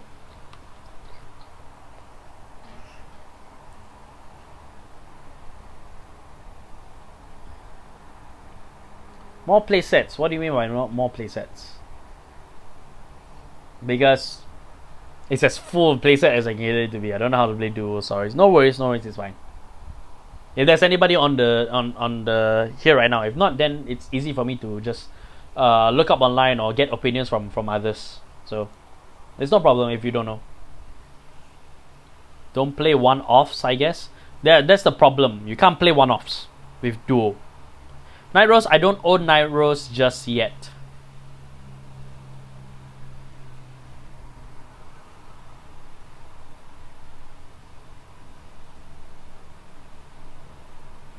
I find duos freaking confusing. I did too. I had no understanding of what duo did. But the point is that you're supposed to bounce cards from your hands, and then you've revealed 2 to 3 cards from your hand. And if all of them have the same name, then stuff happens. That's how duos play. So I give you an example with Nemuel here. Nemuel's skill is that you can counterblast 1. Choose one of your regards when your regard is bounced back. Then you may choose up to 3 cards from your hand and reveal them. If all of them have the same name, something happens. If 2 of them have the same name, something happens. If 3 of them have the same name, then you get to counter charge 1, which is basically free cost to do something. For that matter. But that's the general idea. This deck was originally supposed to be a mirror deck, but I don't have the Brick Ride mirrors. You need the Brick Ride mirrors in order to make this duo deck into a mirror deck. So again, if you don't know, that's no problem. So maybe with the pieces you usually use, you play 3 or more.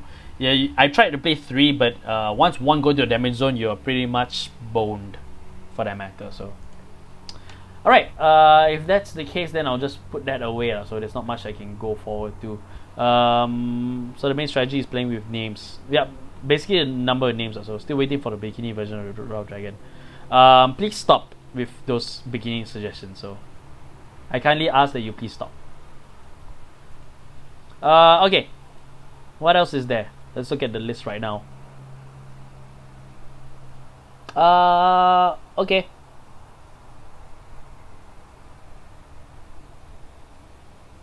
What else is there? Okay, I think we'll do a few more decks for this live stream. So, so much going on right here, but let's take a look at Gavril, shall we? So this is my Gavril deck. This has not been modded with GPT-13 just yet. So you look at the deck list right now. I'll pull up the picture for you. Oops, that's Celestials. Well, both of them needs to get looked at as well. So, but this is basically my Gavril deck pre-modded. So I haven't modded this up with Prim or any of the new stuff just yet. So, but I'll show you. It's right in front of me actually. So let me just grab a hold of them. Are these on my spare foils? Yeah, foils. Not the new stuff that I have. Okay, so yeah, I do have all of the Prims over here. Bring them up to the camera so you guys can see. So I do have the 4 Prims over here, and they are gonna go into this deck that you see over here. I also got 4 of the PGs as well. So those are going in, and I got the commons and rares going forward. So if you guys want to see what the Gavril deck looks like before the build, then yeah. So there we go. What does Norseal do again? Okay, Norseal plays around its own namesake. The stream has made me want to window shop on TCG Play. That's good to know. I hope that you guys are inspired by my deck building philosophies. So I do want to share the love, and I do want to spread around the idea. More strike for others. 3 is actually okay because I got Falek that I want to strike from. Norseal is replacing cards from hand with cards from the damage zone. Yes, that is correct. There's actually more Norseals, but I think I was confusing it with the strike or for something else. But yeah, which skill would you want me to explain? You mean Norseal, is it? Because Norseal is just when a card goes to the damage zone. Then when a card with Norseal goes to the damage zone, then you may counterblast. Then you may pay the cost, which is counterblast 1. If you do, then add that Norseal to your hand, and then choose a card from your hand or from your damage zone, I think, or from your deck, I think, and then just put it into the damage zone. That's how you got the Gavril Nurse of Broken Heart Norseal combo. That's how you got the meta build at the time. So I would like to see the Enigmas deck. Okay, then we go straight to Enigmas after this one. So but yeah, that's pretty much just the deck build before going off from there. So let's go straight to Enigmas then. Now, I do want to talk about Enigmas as well, because you guys are probably gonna hear me rant. You guys are probably gonna hear me rant about Enigmas because I hate this deck so much. Not because it sucks or anything, but because nothing in this deck, nothing Enigma makes sense for an Enigma deck. Musketeer deck, I don't own a Musketeer deck, so you won't see it here. So the deck we built in live stream, all the decks that you see in the thumbnail, all the cards that you see there, those are all the decks that you might see or have been shown already here on the live stream. Musketeer decks, I do not own a Musketeer deck, so I won't be showcasing it. So I cannot show something that I do not own or have. So simple as that. Here's the thing with Enigmas, and I think some of you guys that met me personally and heard me talk about Enigmas know what my gripe is. The problem with Enigmas is that with Enigmas, everything about the Enigmas gave power or skills to themselves first before they gave it to the Vanguard. It's a Harry deck. Okay, we'll showcase the Harry deck after this. The problem with the Enigmas is that they give themselves the power first, and when Enigmas themselves so desperately need the powers themselves so they can get all the stuff they want. I mean, just look at Gigastorm. Gigastorm is that if at the beginning of the attack step, if it's 20k or more, then you get the full thing over there. So Enigma playstyle, I wish I could tell you. Enigma playstyle involves giving power to the Vanguard so they can give stuff to other people. Basically, is the proto burst. It was burst before burst was a term. Basically, that's how you play. Enigma Storm was that if this unit at the beginning of the attack phase, if this unit is 15k or more, this unit gets +1 critical. So it's a double critical attacker. That's how it used to play. It reminds me of Ultraman, but it's weird. I don't look at it for its aesthetics because I'm not an Ultraman fan. I look at it for its skills, and the skills makes no goddamn sense. Actually, no, I don't have to do a Grinds My Rega video. I can just do like a parody, the science video from Shoddycast and from the game theory. So your internet DC halfway, don't worry about it.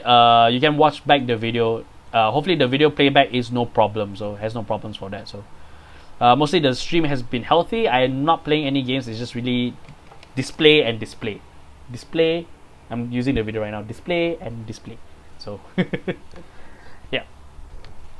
Okay. That's just how the Enigma deck plays, and I can harp on it as much as I can, but ultimately the problem with the Enigma deck is that there's not a lot of things that I can use to keep this as Enigma as possible while making the deck function because of the problems that Enigmas give. Enigmas didn't become Enigmas, it ended up being a burst deck, at least for the character booster. So the character booster, all the Enigmas that came out from there was essentially burst cards. They weren't Enigma cards, they were burst cards. If you're building a burst deck with Bravest Rush in there, with the Cosmic Heroes in there, you have no problem at all. But if you want to make pure Enigmans, you cannot, because everything about Enigman doesn't make sense to Enigmans. It makes sense for a burst deck. Yes, that is the thing that I need.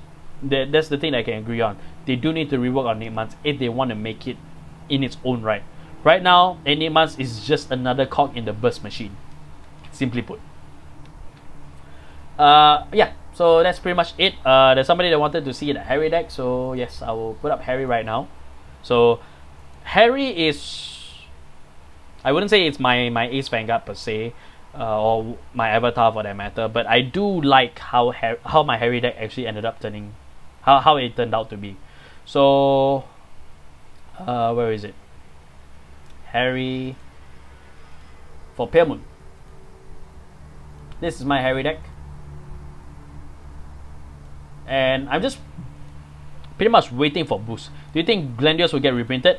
It did as a promo. I don't think it will get reprinted again. So if you don't have a Mega Glendios, sorry, you have to get the old ones or the promo ones. So I don't think it get reprinted. It had a chance to get reprinted in the Clan Booster, but it did not.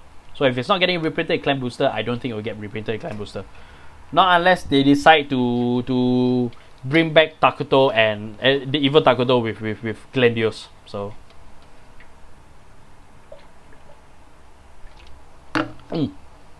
sorry about that, I forgot to put up the worded deck list for you guys, so you guys can see what's in there. Nightmare Dolls, Harry. Okay, Harry is over here. So oh, since we're on Pale Moon, there's another deck that I need to show you guys. I need to get your opinions on. Hopefully there's quite a few Pale Moon players in there, so hopefully I can get something good out of, some good advice out of it. So but yeah, this is my Harry deck. Harry is a boy. Fairfield is a boy, I think. Yeah, I think Fairfield is a dude. So what clans are you not playing, by the way? There are 10 clans that I don't play. Actually no, scratch that. That's 8 clans that I don't play. I don't play Neo Nectar, I don't play Arc of Force. I do not play yeah, I need to go from the top down. So let me just see what's here. So from United Century, I do not play. Well, I play all United Century, so I guess I need to go to the website instead. So clans. So simply put, I do not play Token Rambu, obviously. So other than that, the only clans that I do not play is Nobatama, Tachikaze. I do not play Spike Brothers. I do not play Diet Regulars. I do not play Grand Blue or Arc of Force, and I don't play Neo Nectar. I do have Great Nature, HARRI. So yes, I haven't finished. Would you prefer this starter or the cat starter? Okay, with Cat Knight in High Boots, right? With Cat Knight in High Boots, you do not need to play. You can afford not to play Magia with your strides, because he can just immediately fill up your field. You can play Lunatic Dragon in as your stride, and you have no problems getting a full field. Yes, we did Angel Gavril already. So with Pleasure Caster, the main reason why I use this one is so that I can fetch back my Perfect Guard, which is Lovely Companion, and I really like Lovely Companion's design, so that's why she's in there.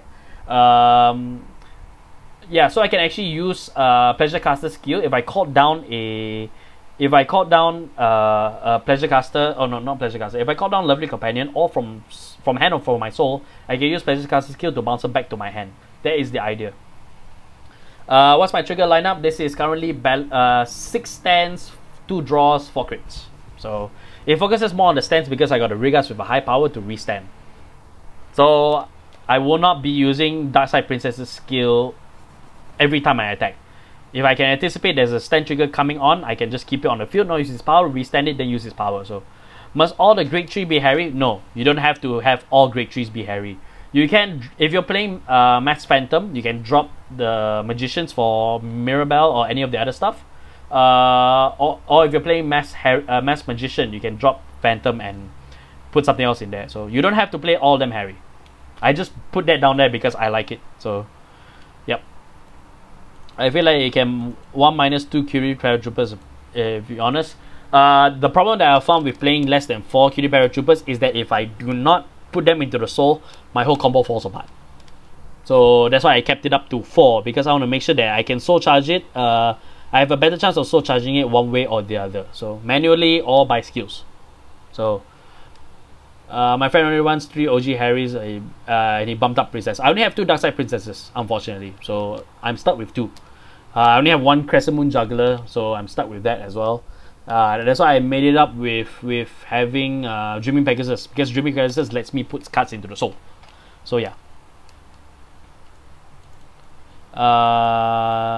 That's why you have Periton. Yes, combination of Periton. Basically, my soul charge engines are as follows. I have who's that? Crap. I have Prankster Girl to help me put it into the soul. The Clown stand trigger, you have to tell me which Clown stand trigger does that. That I have basically Prankster Girl Mirrorland to put Cutie Paratrooper in the soul. I have Etty to soul charge as well. I also have Dreaming Pegasus, Lapin, as well as Flying Periton, and Flying Periton to actually put into the soul. Also Harry as well, the new Harry as well.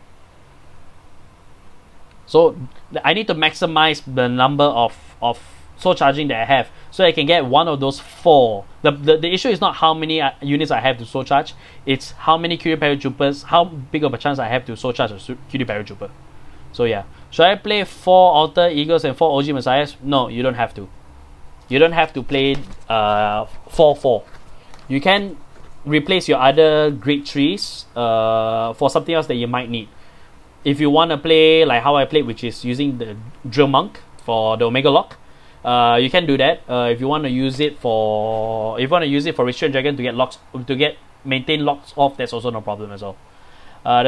There's a Grade 3 Dragon that acts as Darkside Princess for boosting a Magia. I do not have that card actually. Fire Ring Riven. I do not have that card, and Dempster actually plays that card in his deck, and he plays it from there. So how many Intensely Sweet Clowns should I put in? If you're playing power base, as much as you can, but you got to figure out the balance by yourself. My best estimate would be 3. Personally speaking, I would play 3 in there if I have space for it, but no. I don't have space for it in there, so okay, bye bye. So yeah. Okay, access Darkside Princess, Magia. Yep, that's just pretty much it for that matter. So yeah. Again, the reason why I play 4 Cutie Paratroopers is to increase my chances of soul charging it through my many various skills that I have. Lapin is just too good to ignore, so that's why. So yes.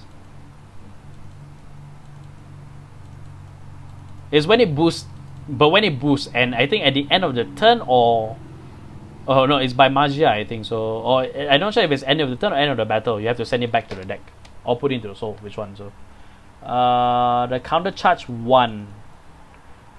I don't need counter charge actually, so I don't think I need counter charge. My counter blast has no problem. I have no problems with counter blast, so I can afford with counter charging. I have no problems with counter blasting at all, because my ace for this is the new Harry, not the new one. And even with my ace Vanguard is Mass Phantom Harry, which is the new one. The old one, I do not have any problems with the old one at all, even before the new one came in. So they're all very tasteful, and I have no problems with counter charging at all. So That's the thing about learning to control your counterblast when you start off with playing Kagero. Because when you start off playing Kagero, you actually learn how to control your counterblast because you need to make sure that those counterblasts count. So yeah. And when I stride to say Mephisto, I don't need to use stride skill. I can just use Mephisto skill if there's enough magia units in the face up. I don't actually need to use the stride skills. Just use Mephisto, call up my entire field. Because one thing will chain to another and then they'll still get the 5Ks out, no problem at all. So for QD paratroopers. Okay, that's just pretty much. Oh yeah, there's one more thing I need to show you. Then what I'll do is that after I showcase this deck to you guys, then I will open up for Q&A. So if you guys have any questions in regards to deck building, I'll do my best to try and help you out as much as possible. So if you have any questions or what you should do for your decks, then I will open up a period of time for that. So the last deck that I want to show you is also from Pale Moon. I can't believe I closed it. I minimize the Bermuda ones. The last one that I will showcase to you guys is this one, which is the Beast Tamer deck. There was a time when somebody commented, I would like to see a Beast Tamer deck. Funny enough, I went and built it, but I have no intentions of maintaining this deck. The problem with this deck is that it's not gonna get boosted anytime soon. It's sadly not gonna get boosted anytime soon.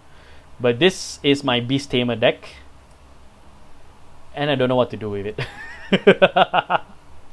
For that matter, I pretty much just shoved in as many Beast Tamers as I can. So I managed to get a hold of the promo legions for Beast Tamer, but they don't really do all that much comparatively enough. So it's like I feel like I'm playing Harry, but you know, with everything being permanent and not magia, which is a little bit weird for me. So the only reason why this thing needs to be Beast Tamer is because of Bunny Queen. So hi Iman, thank you for subscribing. So what does the draws do? Oh, okay. Rainbow Magician is that when this unit boosts, then you may soul charge one. Then when the attack hits, then you may soul charge one. Then return this card back to the deck. So okay. So that's what the draw triggers do. So they got reprinted as a foil. So it's a draw trigger that does stuff basically. So it's better than Kitten Juggler. There was a time I was alone. There's some weird stories going on. So and raise your, or rather comment. When was the last time you've heard of Crimson Beast Tamer?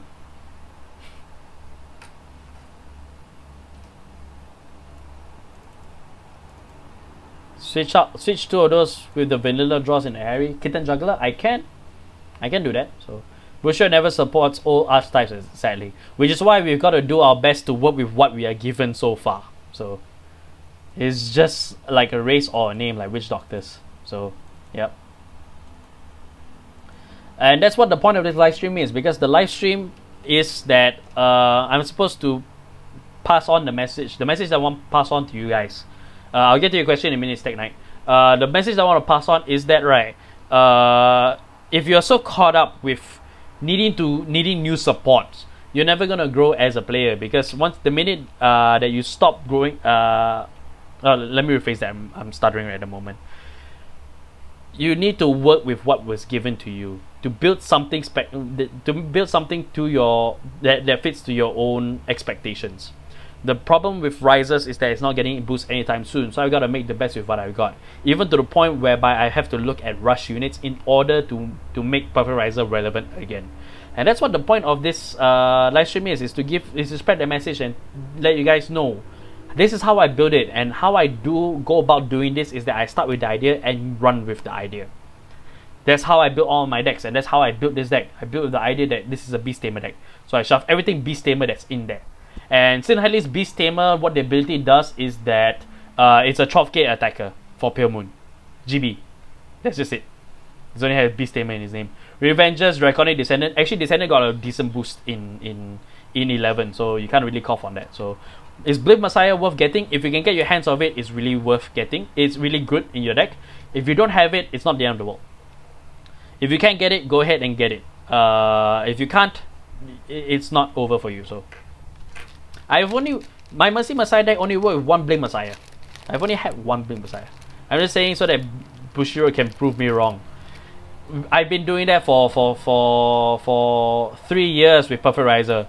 They're not gonna do anything. If they're not gonna give it a boost in the Stargate box, I can start giving up hope on that. Or rather, I can continue to work with what is given to me and make something spectacular out of what is given to me. So, what decks have I covered so far? I've covered a lot, and I'm actually almost done with the clans that I want with the decks that I want to showcase. So I'll be opening it up to Q&A after that. So if you guys have any questions on what you can do to improve your decks, I will open it up to you guys so you can ask from there. So I coughed as in they were boosted, not weren't. Oh, right. Okay, good to know. I've covered a lot from various clans, so I guess the easier way is what haven't I covered. So what haven't I covered is basically Blaster's Loward, which is, I don't think you guys want to see that, it's not worth it. I've not showcased my grade 2 Calling Ultimal because I already have my Brave deck to showcase that. Nightmare Dolls and Silverthorn, which is Pale Moon over here. Big Bang Knuckle and Daytonics deck. Maybe I'll showcase Daytonics, but I'll do the Q&A first before I decide to showcase Daytonics. Yasui I haven't showcased yet because I haven't modded it. I haven't showcased Honorary Professor and Big Belly. My budget Gogi deck, I think somebody asked for that, so maybe I'll do that after the Daytonics deck. Other than that, my Witches, Genesis Witches, and Regalia. There's nothing to see in either of them. Dimensional Robo and Zeal. I have not showcased Prism and Celestials. That's pretty much all that I haven't showcased. So, judging by the recent boosts for the subclans, Revengers probably got a boost from Raging Form. Raging Form got the boost, not Revengers.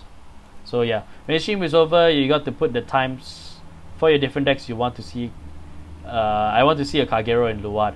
I'll try my best, but I'll try my best to do that also. But you can see Kagero right from the start because Kagero was the example that I used to showcase my ideas of how I do my deck building, how I do my deck building from there. So you can see it right from the start. So I'll try my best to do timelines, but it will take a bit of work, so I might not get to that as soon as possible. So I thought Masquerade Bunny was used for Harry.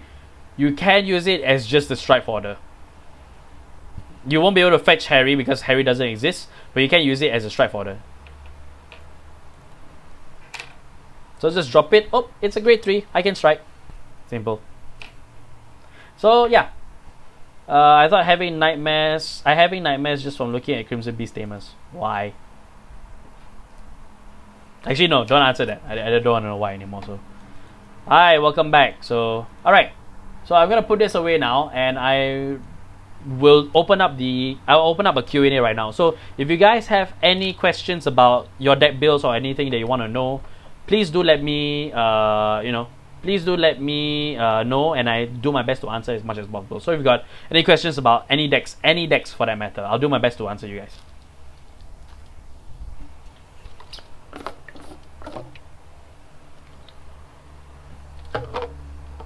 Let me play some music over here. Hopefully this video won't get copyright strike so that I can monetize the video at least. So let's see. It's as soft as possible, but I don't know how loud it will be. Let me know if the music's too loud. Then I'll bring down my system. Right there. There we go. Blade Wing. What do you want to know about Blade Wing?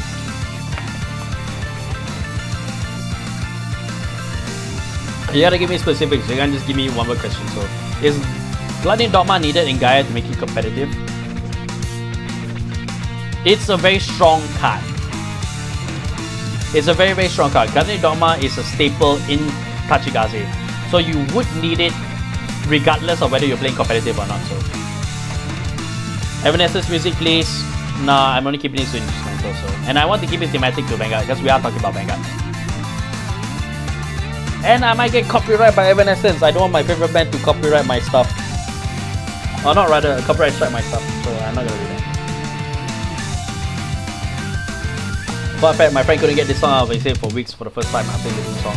Fun fact, I actually cannot get this song out of my head. I've been listening to this for about the whole entire week. How do you build a budget deck that does not come with a trial deck, as most of my decks were from trial deck?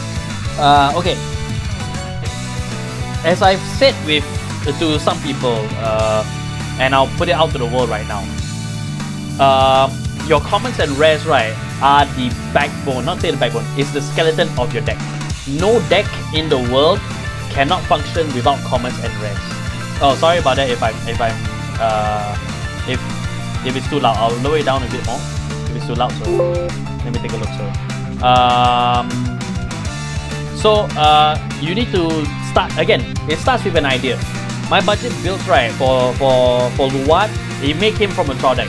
But the idea when going forward was that my commons and rares were by, hey, Underworld's Power actually gives me a lot of power for every great one in my field, for every great one in my drop zone. So I'll make this a power-based deck. It starts with an idea and you build around it. So yes, that's how you build a budget deck that doesn't come with a trial deck. So it's the same thing whether we have a trial deck or not. So how many immortal targets should I put in a Harry Pale Moon deck? What is immortal target? You need to look it up. Let me just take a look quickly. Immortal targets. When this unit is placed on the Regard Circle from the soul, you may pay the cost. If you do counter plus 1, choose a card from the soul, call it the Regard Circle, same color as this unit. And at the end of the turn, put this unit into the soul. Add counter plus 1, so plus 1 until this unit gets plus 2k, and this card cannot be put into soul by card effects. If you don't have Fury Paratrooper, you probably want to play 4.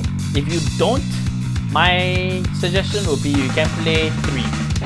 You can play 3. It depends on how needed Immortal Target is to your deck. So if it's more important, you probably want to play more. If it's not as important, you can probably play less of that. Sushi Dress, I play Granblue and I'm trying out 10 critical 2 stand. I don't see that much difference. Use my okay, that's not a question. Any good great tools for Blade Wings except Flying Librarian? Dark Raiders is not my strong suit. Oh, hi Yang. Sorry, my thing goes there first. So let me just check out Blade Wings. My strength with Dark Irregulars is not that strong. So, but from what I can remember from what JJ plays, right? I mean, Blade Wing Sights is actually a really good card to play, to max out even, because it increases your soul charge. If your Vanguard ends up being Sullivan, then you might have a problem whereby you want to try and recover back that 15 souls. So he's actually really good, and not only when you place him on the Regard Circle, if you put this card to the drop zone, you can soul charge too, so you can recover, so you can gain 1 in the soul. So it's actually really good to play. So I do not have the instrumental version of Bleed My Existence, so, and this is currently on loop, so I'm just going to keep it to Flower of Emotion. So. Is Sentry Guard still relevant outside of Japan? It can be. You can make it relevant.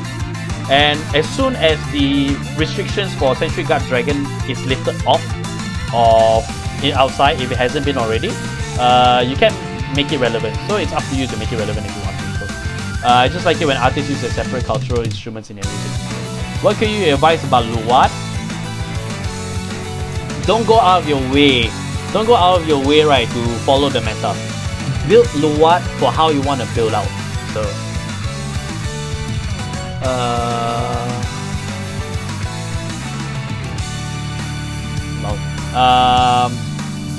it depends on how you want to play. Because I played Luwad as a power-based deck. You can play it as a flood-based deck, a speed-based deck. So, and superior call out your units as long as possible. So, pretty much just it. So. But play how you want to play, that's my advice. I'm thinking of building Garmor Liberators. What's your opinion between High Beast Garmor and Liberator Garmor? Liberator Garmor is more flexible because you got a lot of access to a lot of Liberator units that you can go. High Beast doesn't have all that much. If you want to take a look right at an example of that, go look up Garmor vs Garmor, the video that we've done here on this channel. So you can actually take a look at the deck and see how a High Beast Garmor deck functions. And with the new stuff coming out, GPT 13, Liberator Garmor will be the way to go instead of High Beast Garmor. So, okay, that's fine. I thought the restriction has been lifted. I don't know if it's been lifted in Japan. I don't know if it's been lifted in English though. Everyone Century Guard art was the best Shadow Paladin card. Yeah, it was the best Shadow Paladin card ever released. Try to follow meta. You can follow meta if you want to. Yeah, that's up to you. But if you want to build Luard for the meta, which is the Superior Calling, the Flood Feed meta, then more power to you. Go ahead and do it. It's up to you. Nothing much.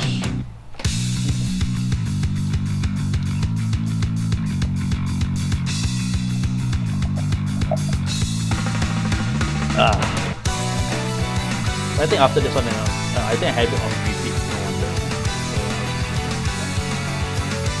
So there will be some other instrumentals that's playing. Most of them are from Persona 5. So, the good side. What do you think of the new Liberator Strike? It's really good actually. With Garmor being strike for not just for Garmor but for Liberators as well, it actually gives a lot of capability in the strike phases for Liberators. So it's something that they absolutely do. So, yeah, Liberators has been lagging behind for a long time now, so this is a really good push for them. And also, the Liberator strikes and the new units that come in the set actually do what's that? Crap, I lost my train of thought because Jojo came on.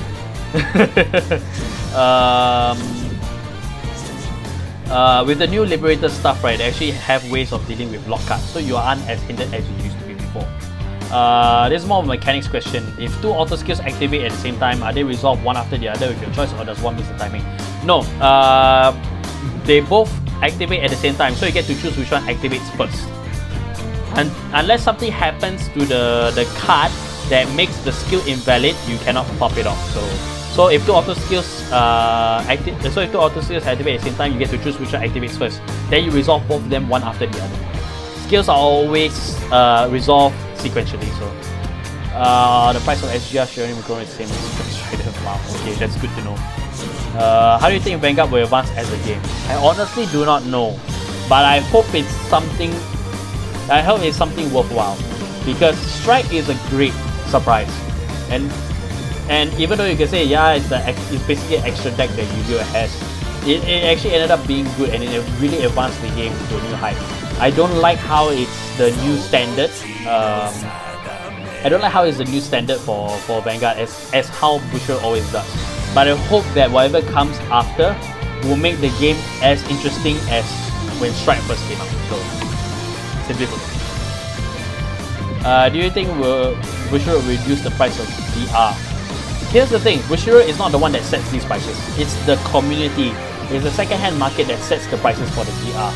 Bushiroad, the only way they can do to help with that is they reprint the ZRs. So if they decide to reprint the ZRs some way, some form that's easy access for everybody to get it, then yes, the price of the ZRs will go down. But I don't know if they will do that. I hope they will, but I don't know if they will do that. So, do you think they will add the Shooting Star manga cards or story into the anime? The Shooting Star manga cards. You mean like I think the best example would be Ultimate Strike for normal Ultimate Strikes that's not Zero Dragons. To that question, I would say no. Kill Ultimate Strike, let it just be with the Zero Dragons and let it end from there. Don't make Ultimate Strike the new thing going to new season, because that would just kill the point of the Zero Dragons. And it just kills everything. So, from the one for monthly Bushiroad, you have to refer me to those.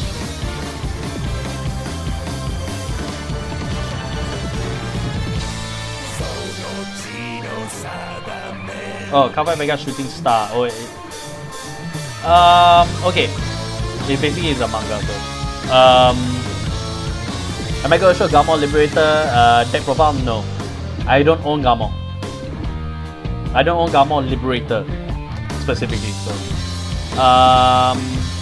okay. I read what you mean. Shooting Star is basically the season that's in the manga.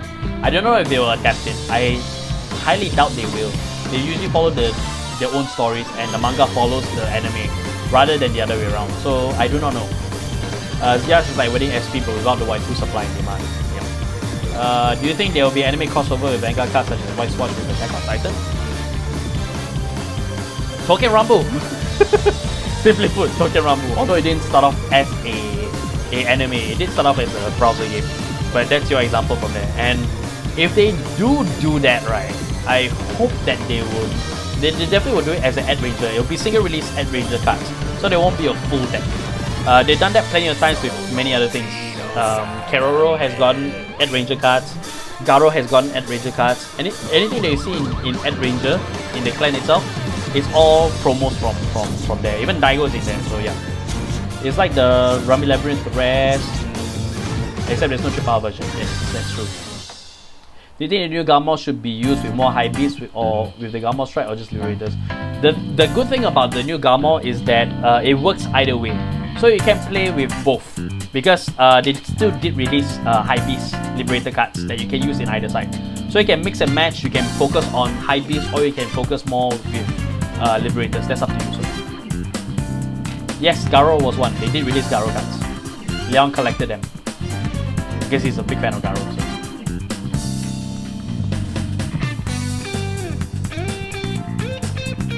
I really love a Garo clan like they did with Token Rambo. No more new clans. I'll give it to you lah. They could go with a Sentai build, but you know. Do you think Vanguard will be in that game? If they make bullshit reasons like releasing one of ZR each per clan, then yes, Vanguard will die. But currently right now, I don't think it will die because thankfully the videos, I hope that the videos that Demify, myself and Solon Vanguard, what we did to help curb the problem of a max exodus for Vanguard. So because when they announced that the Zero Dragons were releasing one of each per case, you end up getting a lot of people to quit the game because they cannot get the new stuff because it's either too expensive or it's limited. One of the two problems. If they continue to make bad decisions like that, then yes, they will kill Vanguard with the Zero Dragons. So you can forget about the 5 more years of Vanguard that Kidani said they will continue on. So, do you think Liberators will help from a battle-oriented strike? They don't have a lot of strikes to their name at the moment right now. Basically, only Holy Flame and the rare strike, as well as not Gamma. Gamma is not that. So, although it can function, no problem. They don't have a lot, but it is something that they can use. But you have to figure out what would how to go from there. So, after this end of the anime season, would it also be the end of G-era decks?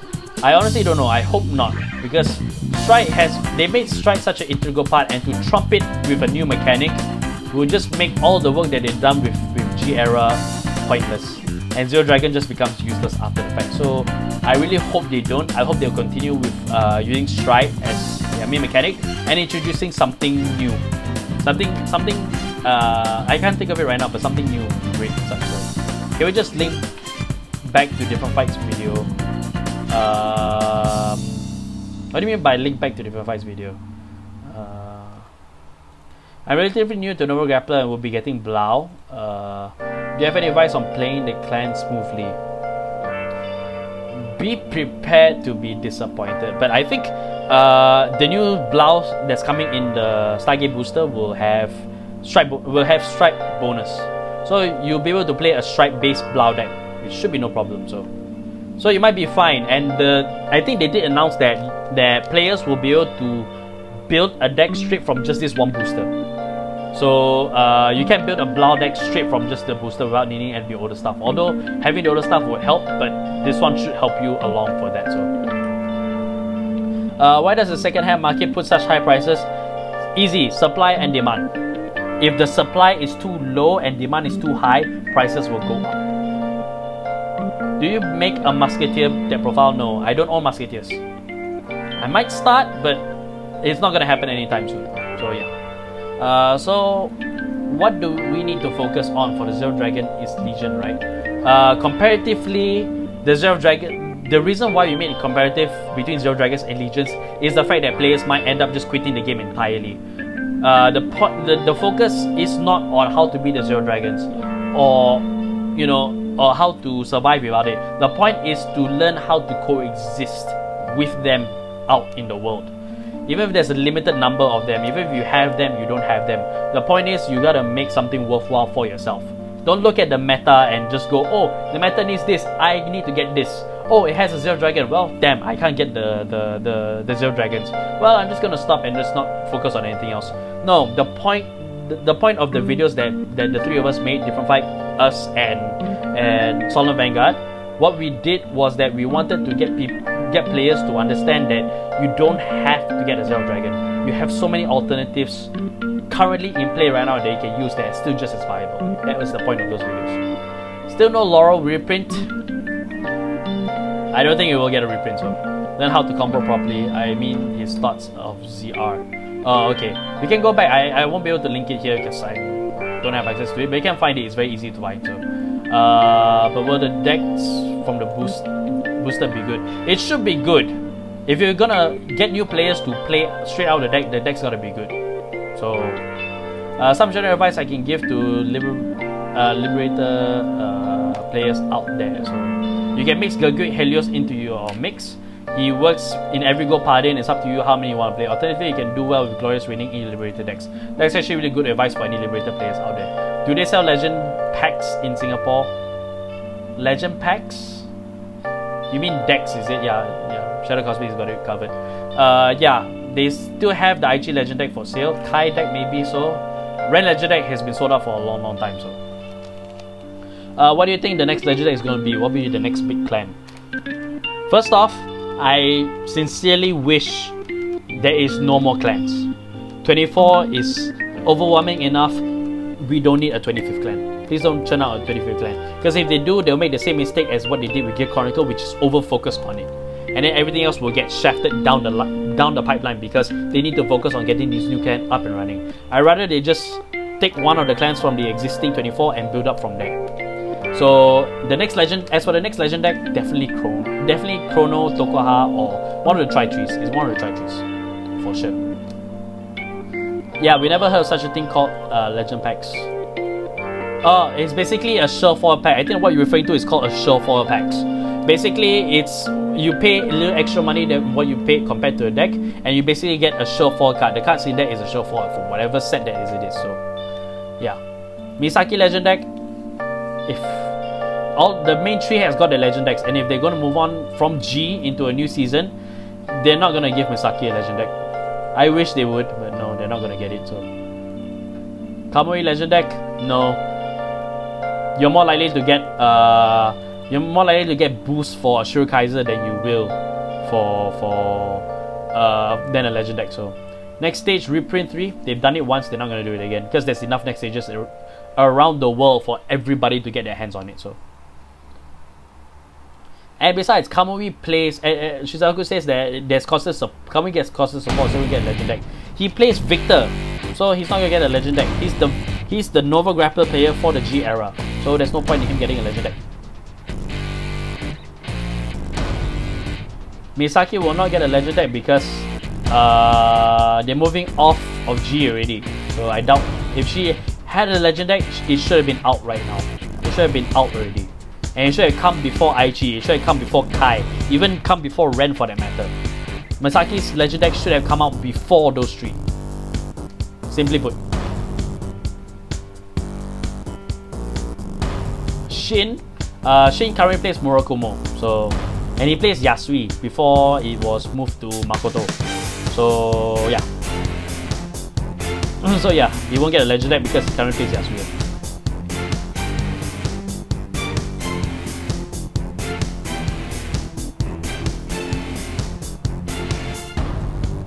As Shizaku said, yes, they gave Misaki witch support and Tsukiyama support, so you're not gonna get much out of it. So that moment was when about to fight. But too bad. Chaos Breaker is a chicken crap. So when will there be more 7C support? When the next Grand Blue support is announced. So Trinity Dragon Legend deck, let's not kid ourselves, that's never gonna happen. So it's not really a block per se. They have nothing to show for Ren, so why? And they have nothing new to show for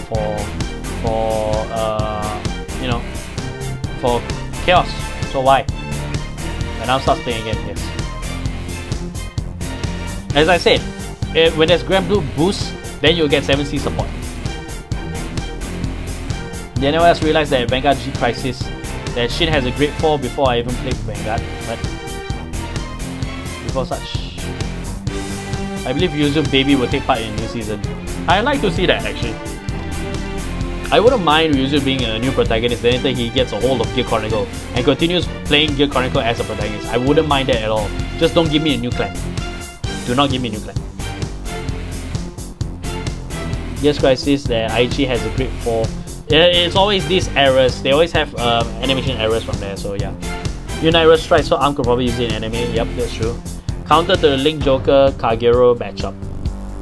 Counter to a Link Joker Kagero matchup. The only problem would be Blaze, getting Blaze, because if you can maintain Blaze right, then it should be no problem for you to face up against Link Joker, because you get a restanding Vanguard. If you don't have, if it's not viable for you to strike to Zingerberg, the best that you can do is get the destruction off from using Titan. So the best way to fight against Link Joker as Kagero would be to disrupt his sphere as much as possible. That's the best that I got. The Oracle Clan got a broken strike, no G Guardians and 0 guards. Ichikishima is actually something that Oracle Think Tank actually needs. It really needs Ichikishima, otherwise it will never be relevant. Do you think the new Night Rose and Heavy Strikes will come in English? They should. It should come in English. I don't see why it should not be coming out in English. Opinions on the Antero coming back to life from a story perspective. Okay. Story perspective, I can see how this actually makes sense. Antero did not die on Earth. Miguel died on Earth. But Antero did not die.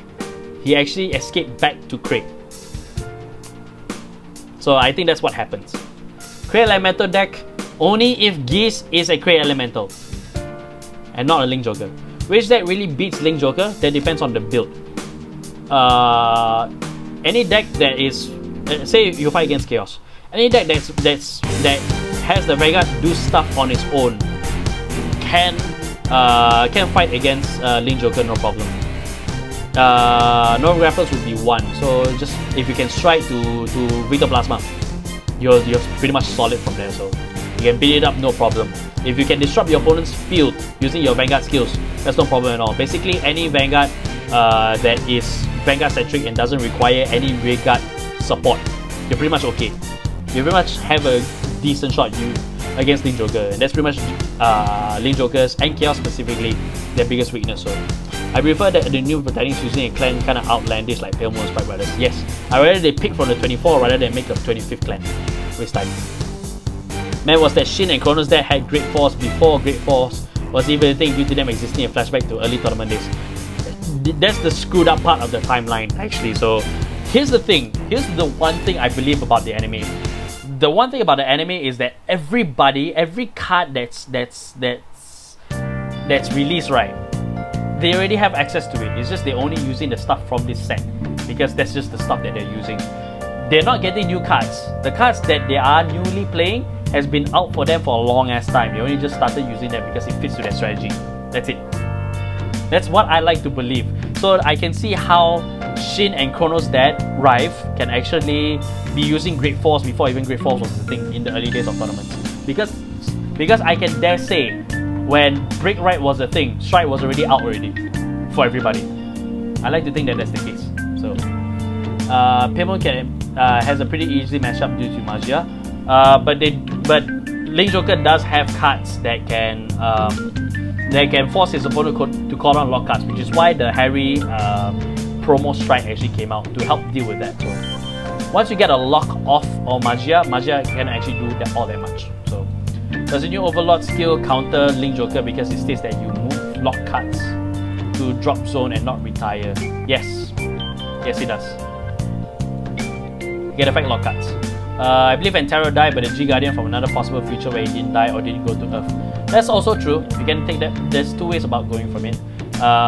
You can say that Antero actually left left Earth before Miguel died, or you can say that the G Guardian Entero is actually a possible future of him, whereby he didn't die or didn't even go to Earth. So those are two possible ways to go about it. G units are servants of fate. Nope, they are not servants of fate. They are potential futures, possible futures. G units are possible futures of units. Do you think IG Legitech will get some support? I don't see why not. They only got the one boost from GPT-11, and after that it fell off. It fell off the bidding track. So I don't see why blasters should not get support. So basically there's set tiers in there. Okay, I'm back. Sorry about that. I got the warning that the stream stopped. So yes, somehow I disconnected from the servers. So I hope everybody's back. But I guess that should be a cue. I think that's a cue for us to actually end this live stream right now. So yeah, I will take any last minute questions. I'm actually gonna go switch this to a.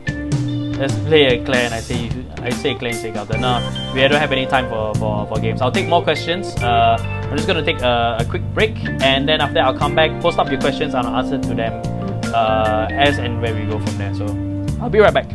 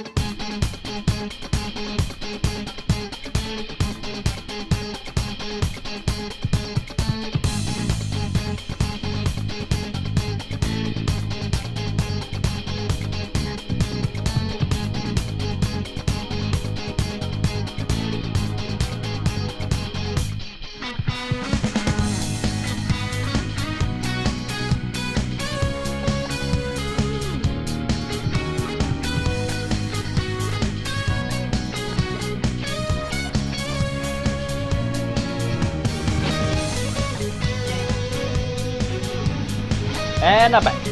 So just need to take a quick break from there. Music's still playing, so you know that the stream is still going. So Cap never came back. Surprise twist, I did come back. I'll be right back at the moment. No, I actually asked you guys that you post your questions so I can get back to it. So. Yep. Okay. Give Silverthorn more support. I agree with that. They should give Silverthorn more support. Will we consider doing a deck list with everybody else? We would like to see their own deck list. If they're up for it, then we can get them together. Then sure, we will do it. We can do a deck list for another deck building session with everybody else as well. So we can actually just kind of collab together and such. We'll be doing more Vanguard vs Yu-Gi-Oh! Or maybe other games like Pokemon or Dragon Ball. Okay, with Vanguard vs Yu-Gi-Oh! Right, we're gonna cap it at 3. So I'll announce it right now. We have no plans currently to do Vanguard vs Yu-Gi-Oh! 4 because there is nothing more. There is no more jokes that we can beat out this dead horse. So if we have ideas, we will do another Vanguard vs Yu-Gi-Oh! Or another game for that matter. But right now, we currently do not have plans to do Vanguard vs Yu-Gi-Oh! 4. What should I use for Gear Chronicle? The next stage, play or go with Zodiac Time Beast. Currently, right now, it depends on how you want to play. If you're playing competitively, you can go with Zodiac Time Beast because they've proven to be substantial still. So you can go with the Zodiac Time Beast build. If you want to go play next stage, that's still no problem. In fact, you can still play next stage in Zodiac Time Beast. That's still no problem at all. Sorry about that. Will you be making a collaborative video with different fight that includes online chat or something? We want to actually. We want to make collaboration fights with not just different fight, with any of the Vanguard YouTubers that's out there. So if any Vanguard YouTubers that's out there, if you guys want to do a collaboration with us, we are open to it. So just let us know, hit us up, and then we can see what we can do together. So okay, I have good taste in the tunes. Yes, these are all some of my favorite tunes that I have right now. Having that stage in ZBT is never bad. It's a target for Gear Groovy, but it's expensive and not one can get it, so I say Gear Next and Groovy instead. Up to you, so you can still play. Hi Deathwing, we're almost done with the stream, so P5 vibes. Gear Next and Groovy is cheaper with, wow, the music is sad. This is from 5SC15. This is Somnus, the instrumental version. So this is the main thing that you'll be hearing when you go to the main menu of the game. So yeah, any last minute questions before I end the stream? Any questions about any of your builds that that you have, that you need to figure out what you want to do? So we still like to hear Believe My Existence. I wish I could, but I can't do that. So because I don't have the instrumental version, and I do not want to get copyright strike.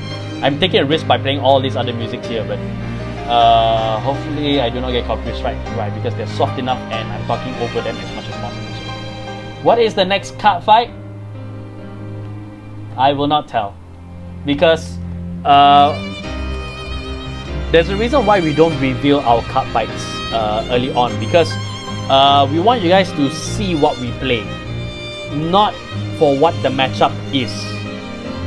So when we do fights, right, and we do showcase to everybody, we don't tell everybody because we want everybody to tune in and see what kind of fun shenanigans we pulled out this time. So if we put out news of we are going back and forth with this idea, but the initial idea is that if we put out word that that this card fight is coming up, then people are just going to cherry pick and choose which fights they want to see and what they don't want to see. And I don't want that to happen, because there's a lot of good moments in every fight that we do. That's the reason why we put it up in the first place. I would say this: if you guys, if we told you guys that there's going to be a fight between Dimension Police Dayusha and the Grand Blue Ghosties, would you guys see it? Would you guys see it if I told you beforehand? Ask yourself that question, because I asked myself that question and I would think, who the hell plays Dayusha? Why is there a Dayusha deck? No, screw this, I'm not gonna watch this fight. That's the thinking that I had. And so me and Dempster Leon, we are going back and forth about this, on whether to release information early about our fights, but we are still debating over whether that's still worthwhile to do. So we'll let you know about decisions coming forward. So will Bushiroad start focusing on 8 Ranger cards? Never. You're never gonna get a full deck out of 8 Ranger cards. You're more likely to get a full deck from Cray Elemental than you will from 8 Rangers. Good secondary G3 for Luwad. Diamond, as some of you suggested with my Luwad deck. So Diamond is one good grade 3. Other than that, you can go with Ildana for Ritual Searcher. That's one too. I'm making a Time Leap Zodiac suggestion. Time Leap Zodiac. I'm trying to think here. Time Leap Zodiac, it's still viable. It's still viable and you can still do it. It comes down to your card choices of what you put in the deck. So you got to look at the utility of your deck as you build it up. My suggestion would be, as you build your deck, from you start from your idea, pay attention to what's going into your deck. So you know what to time leap into and what to time leap from. Will you do a Rummy Rumble 3? Maybe. Nemster wants to do it. So we'll see. One does not simply ask what is the next card fight. What do you think is the better build for the moment between Chat Noir and Big Belly and Great Nature? Big Belly currently right now is a fun build. If you want to go competitive, Chat Noir will be much more viable in terms of that. So the better build for competitive will be Chat Noir. The better build for casual play will be Big Belly, because Big Belly is actually very, very fun. And with support coming up for both, so it's going to diversify. And Maybe Big Belly might come up because of the Zero Dragons that's coming out for Zoo, but we won't know. We have to see what the new stuff is coming out in terms of strike, not just the Great Tree, but in terms of strike. But whatever is coming out for Big Belly and Chat Noir is looking good so far, and I'm looking forward to that. Is there a One Punch Man open musically? I don't own it, don't know of it, so most people like the surprise of the Cardfights anyway, so that's one testament from a regard. I've seen it since I watch every fight and see my name at the end of each fight. Yes, you do. Thank you for being our Patreon supporter, Shizaku-san. Your favorite deck? Perfect Riser. Not because of the story behind it, which I've explained earlier in the stream, but also what's that? Also because I enjoy the process of trying to make the deck relevant again. So yeah, that's my favorite deck. Other than that, for more complete decks that's out there and still playable, Chrono Fang is very fun. I really enjoy playing Chrono Fang a lot. So when Bushido start focusing on Adventures, again, I said never. You would see a Grey Elemental full deck sooner than you will an Adventure deck.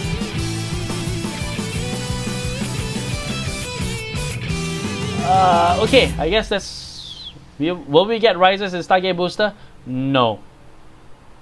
I wish I could say yes, and I really could scream to the skies and say yes, but no. Rises are not getting support in the Stargate Booster.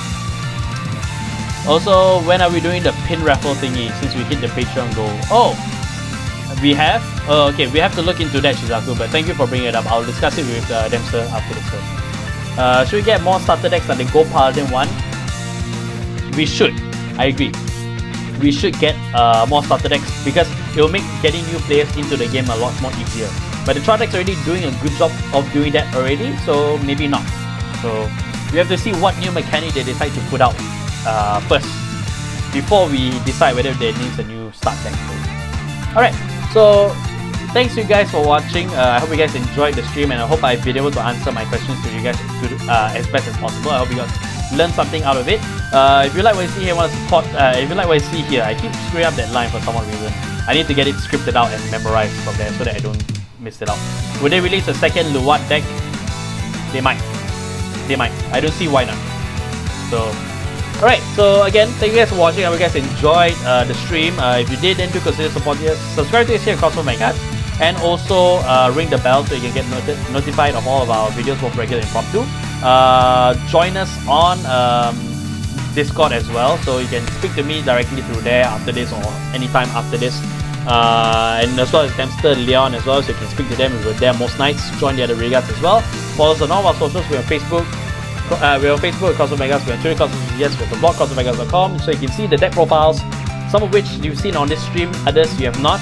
But you can see all of them over there. And last but not least, if you like what you see here and want to support the show directly, do go over to our Patreon. The links are in the description box below and support us over there. So with that said, thank you guys again for watching. And I'd like to say this. Thank you guys for 5,000 subscribers. So thank you guys for bringing us up to 5,000 subscribers. We have a good surprise coming up for you guys. So do look forward to that. It's coming very soon. Other than that, thank you guys again. Go have fun, play Vanguard. And see you in the next video. Bye!